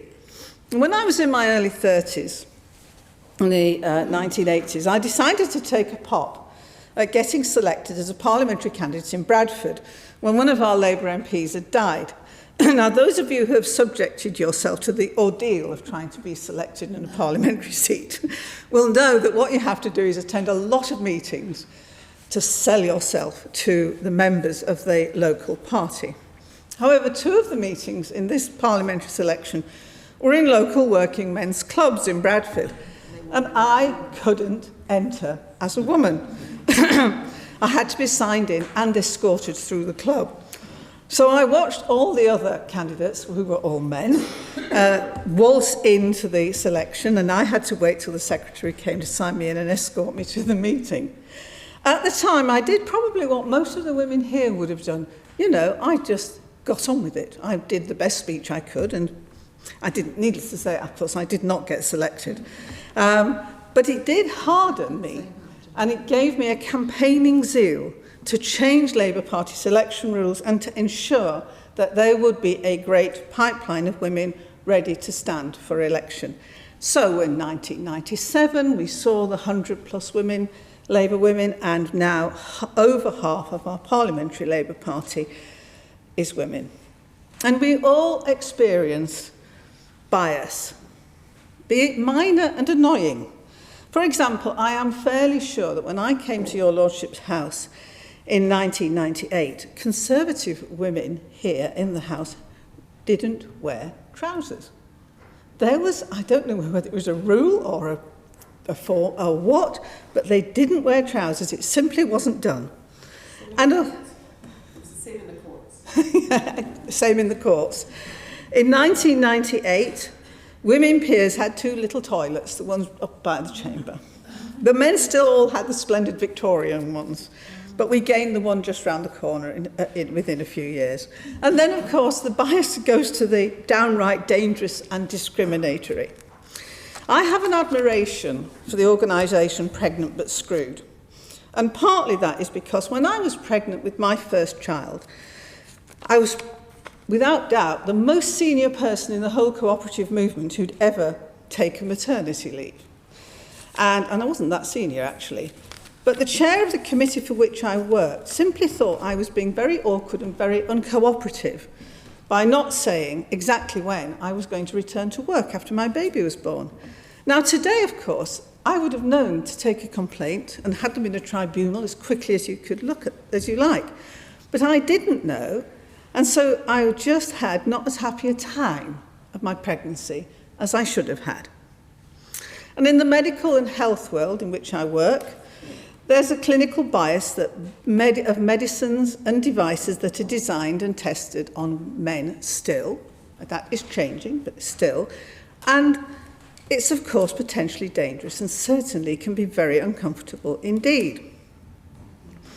And, my lords, the bias, otherwise known as misogynism, in our police, which has been mentioned already, has appalling consequences, both for individual women and their treatment, and we know about Sarah Everard, and most recently, actually, a young girl, strip-searched at her school, including the removal of her sanitary wear by 2 police, traumatised by her treatment, without her mother or an adult present. And we have the lowest rape convictions for an age has already been mentioned by Noble Laws, and also the Dame Vera Bird. You know, she said 1.5% reach court. That means 98% go on. So we've argued for the inclusion of domestic abuse and sexual offences in the definition of serious violence. We've argued for violence against women and girls to be a strategic policing issue, given the same prominence as terrorism and organised crime. We've argued for safeguards to be set out on the extraction of data from victims' phones.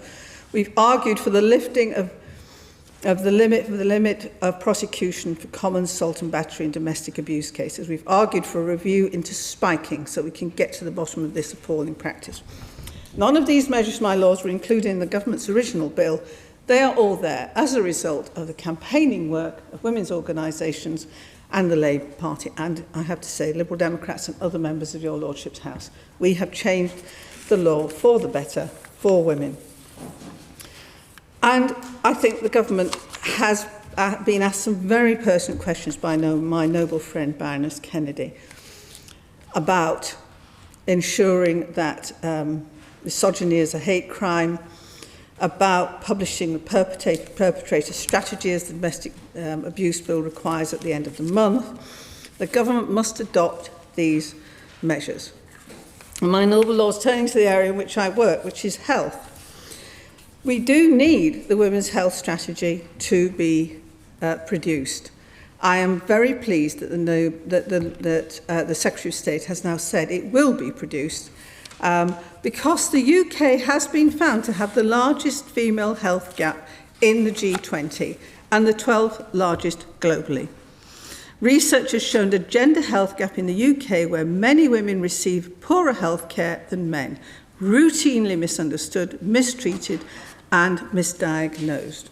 So there is still a great deal of work to do. And I very briefly want to turn to the international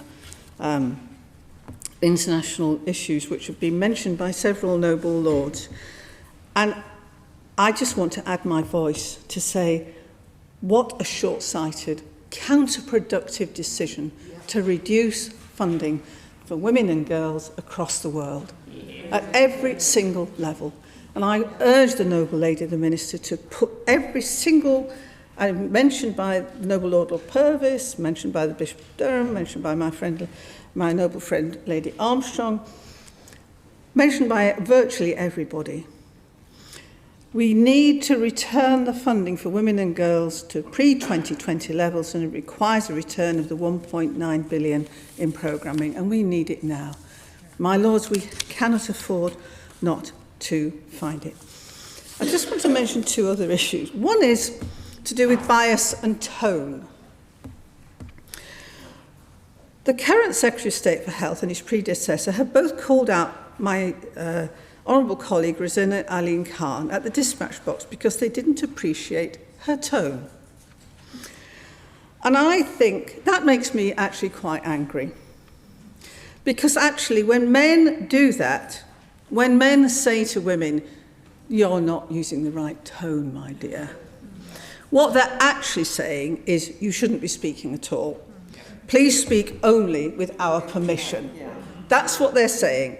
And I place that on the table, and I think that, and don't worry, my honourable friend Rosina is absolutely aware that what's happening is that those men are saying that she shouldn't be speaking. Just finally, the Labour Party is the party of equality. We are the party of the Equal Pay Act, the Sex Discrimination Act, the Equality Act.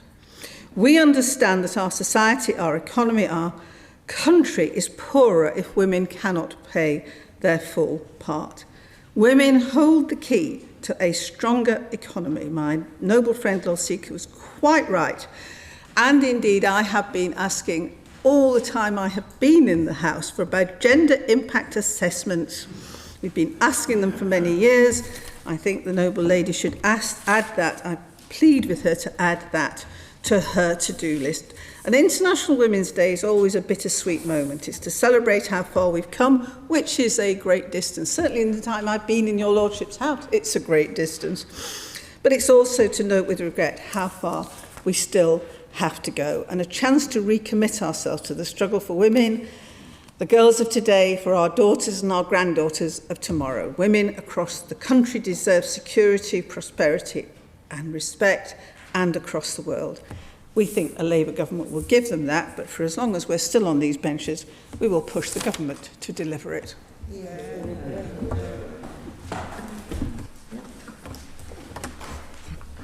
Well, here's to Mission Impossible. My lords, I will do my very best to answer as many questions as I can. I'm absolutely sure I won't be able to do them all, but I will, with my officials, make sure that I write a letter and make sure every question is answered, and you all receive a copy of it, and a copy will go in the library. It is definitely not a second-class debate, I can tell you. Definitely not. And I will say to the noble Baroness Northover, I have a great mantra: it's not what you say, it's what you do, and it's not what you promise, it's what you deliver. And that's what we should all be judged on. And just if I may have a moment to the noble Lord Young, William Booth was absolutely at the head of equality. And when he was commissioning men as lieutenants and captains and all the rest of it, there were as many women, all holding the same rank as men. There was no differential. He was. So, my lords, we've heard some powerful and moving and challenging questions today from across the chamber, and I thank all noble lords who've contributed today. The richness of this debate shows how important it is that we have the opportunity to mark International Women's Day, highlighting the wide range of challenges that disproportionately affect women, preventing them from accessing the opportunities to help them thrive. If I may, I'd like to deal with one of the elephants in the room, and that is not having this on the day that so many wanted it. And I remember if you asked me this in a oral question, and I did go and find out, and I am advised, and I had no reason to disbelieve it, that usual channels agreed time for the debate as soon as possible, and I will make the case as much as I can to have it on a better day. Okay. I have actually agreed to meet with you to do that, and I stand by that right now. I'd like to start by talking about Ukraine. I mean, there's many things to talk about in respect of Ukraine. Lord Clement Jones and Lord Lumba and others have mentioned it. We're absolutely committed to supporting Ukrainian women and girls, recognising the critical contribution women are making on the front line and in the communities affected by the conflict. Somebody was telling me that the women were making Molotov cocktails to try and keep the Russians, so all power to their elbow. We are particularly concerned about the impact of the conflict on women and girls. They will be more exposed to the risk of violence, particularly sexual and gender-based violence, and we acknowledge the vital work of civil society organisations. I think I'm a poached-term gamekeeper, I think, in that respect. So you can be assured of my support for good civil society organisations. And I would just reflect, when I stood with the Ukrainian ambassador to the UN on Monday, and he asked me to do one thing, and that was to come back here and to ask everybody, regardless of politicians, asked everybody, when these women and children come to our country, we must help them integrate into our communities. Because if we don't, the sex traffickers will get hold of them, they'll be forced into prostitution, there'll be forced adoptions, and the list goes on.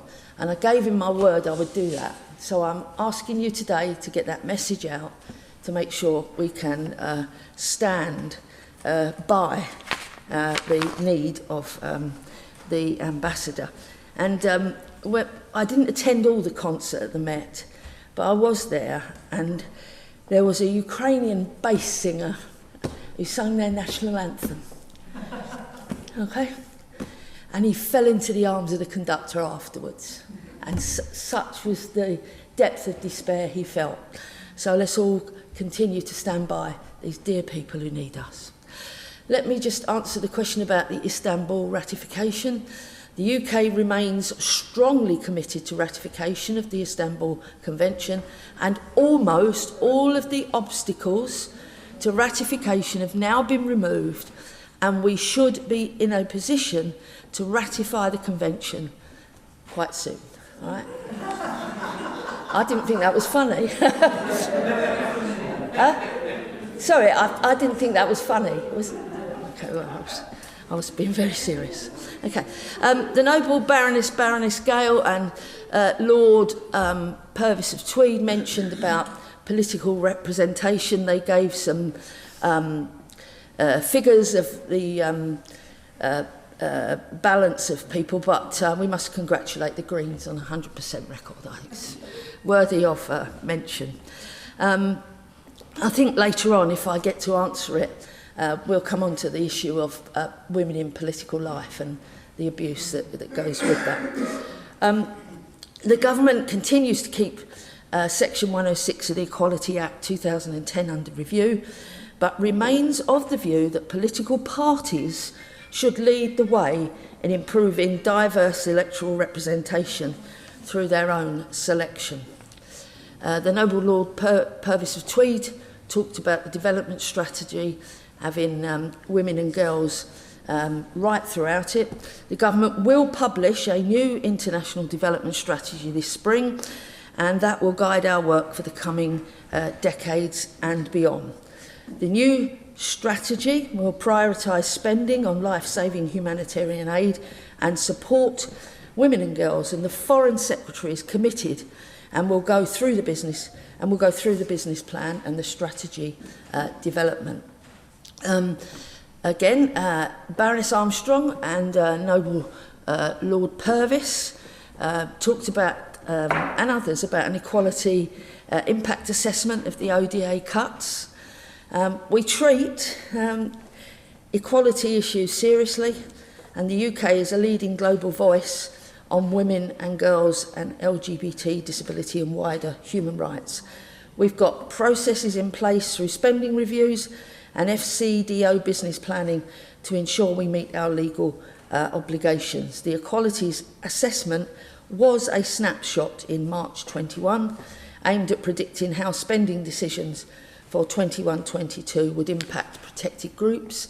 As we move through the project cycle, we will review the actual impact of the spending. Again, on scrutiny and transparency, which was raised, we fulfil our international legal and public transparency commitments and continue to be accountable to Parliament and to taxpayers for how we spend UK aid, and to mandate our partners to be transparent. The Right Reverend Prelate, the Bishop of Durham, mentioned Lesotho, and one of the things that came out of this week, somebody asked the question, why aren't women in the room when decisions are made? Because the decisions will be very different. So we want women in the room, we want women in the chair, and we want women in the lead. I come now to the question asked many times by the Right Reverend Prelate about the 2-child limit. Last time I answered it, I got told off for being a little discourteous, so let me be as polite as I can. Nothing has changed since I answered the question last time, and there's nothing else I can say that will help you.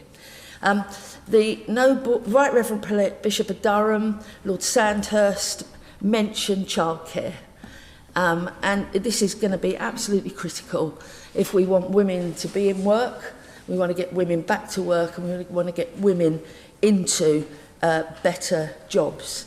And I had the pleasure of talking to the people from Australia, New Zealand, Canada and Denmark, and we formed, this is an unholy alliance, I think is what you call it, and we're going to exchange information about what happens in our own countries and try and see if we can learn from each other to make improvements. But it is absolutely critical, because childcare is stopping women taking more hours, it's stopping them progressing, and we should redouble our efforts to find solutions to make that better.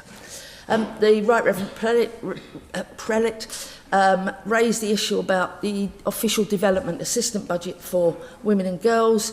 On funding decisions, the Foreign Secretary has been clear that we intend to restore funding to women and girls and to humanitarian programmes.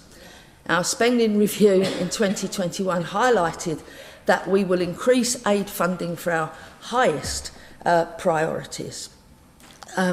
We are bound by the UK International Development Act, Gender Equality 2014, to ensure that gender equality remains at the heart of the UK's work on international development and humanitarian crisis.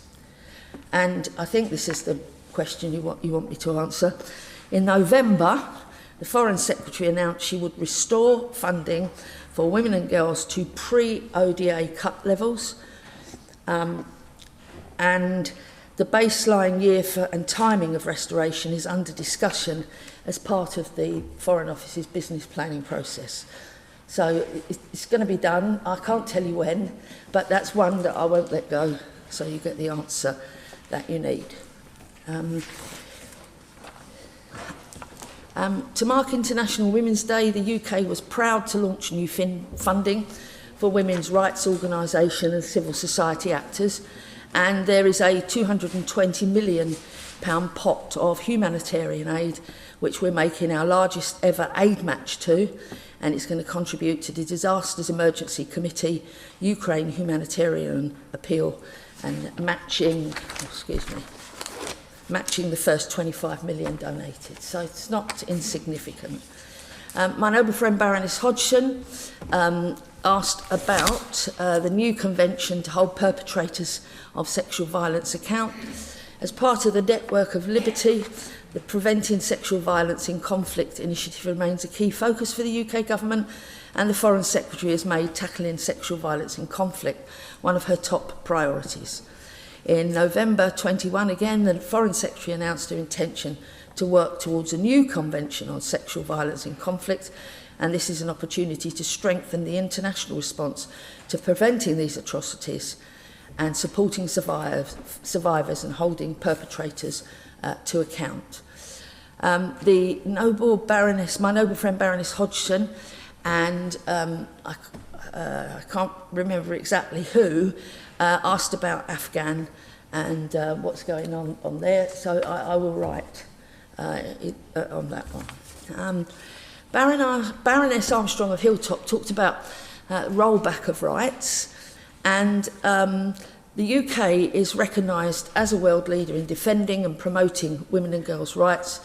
We have a reputation for addressing often neglected or difficult issues on the global stage, such as sex education and relationships, access to safe abortion, female genital mutilation, child marriage, and gender-based violence.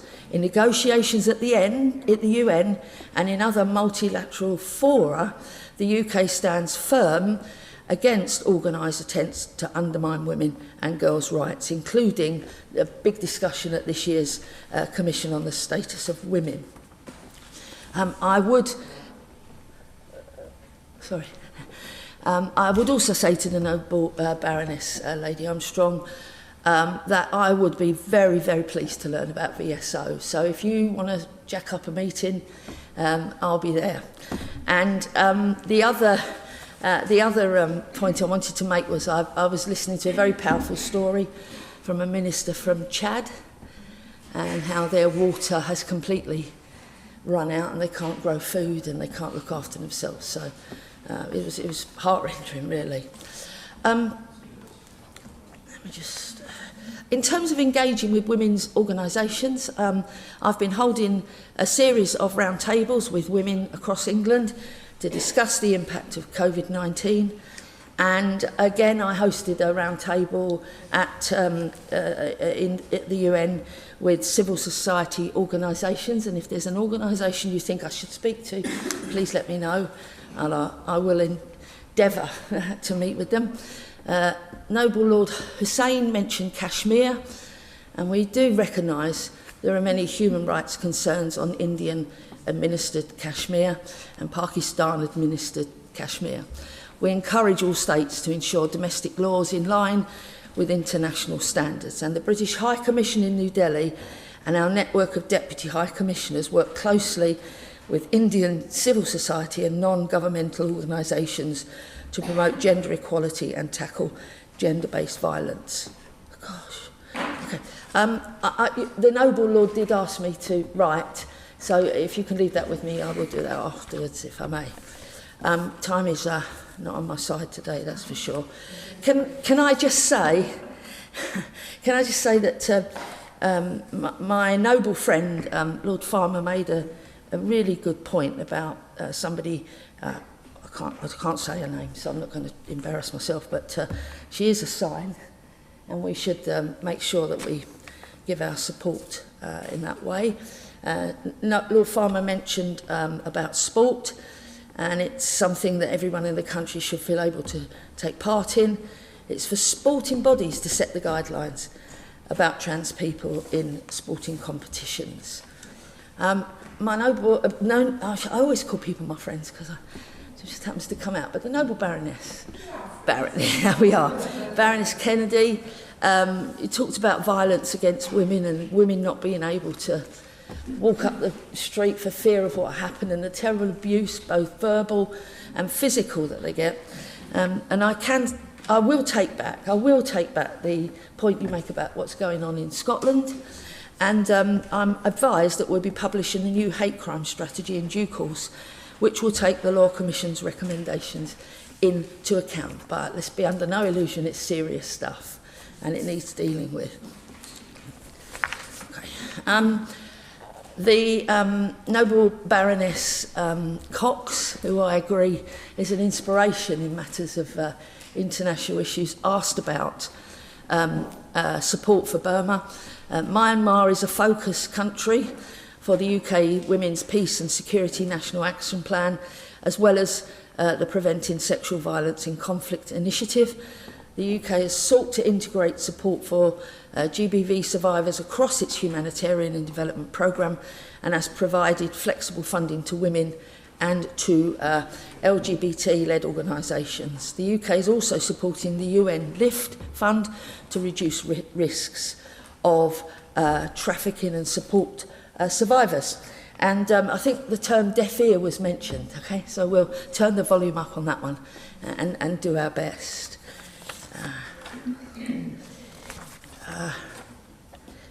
Sorry, I'm ignoring people, I'm just trying to be... yeah.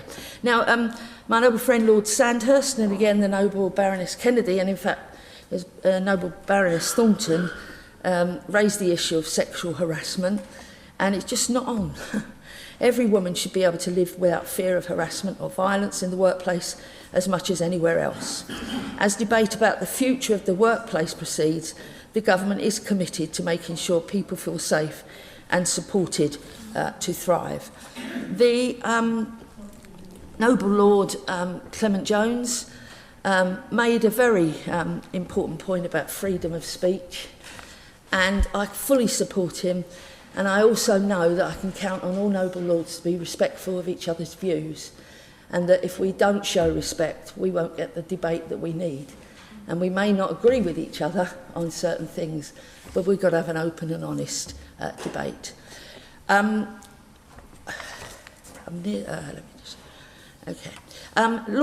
noble Lord Lumba, I was delighted that you were working with Rotary International and Rotary in this country. I think it's a great organisation, and sometimes the things it does not get the credit it should. So perhaps you'll go back and thank them from me for what they're doing with your efforts to raise money for this important appeal. Noble Lord Purvis of Tweed raised the issue of South Sudan. On Sudan, Her Majesty's Government is committed to continuing to support sexual and reproductive health rights in Sudan for 22 and 23, and our female genital mutilation funding will continue until next year. And on South Sudan, okay, as part of our humanitarian assistance and resilience building in South Sudan, we have a programme called Harris. We fund a 6-year, 25 million UK funded programme. International medical corporations work with communities and local authorities to raise awareness on gender-based violence, to improve safety for women in their communities, provide confidential and survivor-centred case management and psychosocial support. I am out of time, and I am feeling that I've failed you miserably in answering these questions. But I've got the answers, and as I said, I'm going to write to you, and I'm going to make sure they're all answered, so you've got homework to do. They won't be passing notes, they'll be writing with pens. So if I may bring the debate to a conclusion, huge thanks for your contributions, and I stand ready to do my bit as much as I'm able to on this particular issue, and especially to stand up for women. So with that, I beg to move. The question is that this motion be agreed to. As many as that opinion will say content, contrary not content, the contents have it. My Lords, that completes the work of the Grand Committee this afternoon. The committee stands adjourned.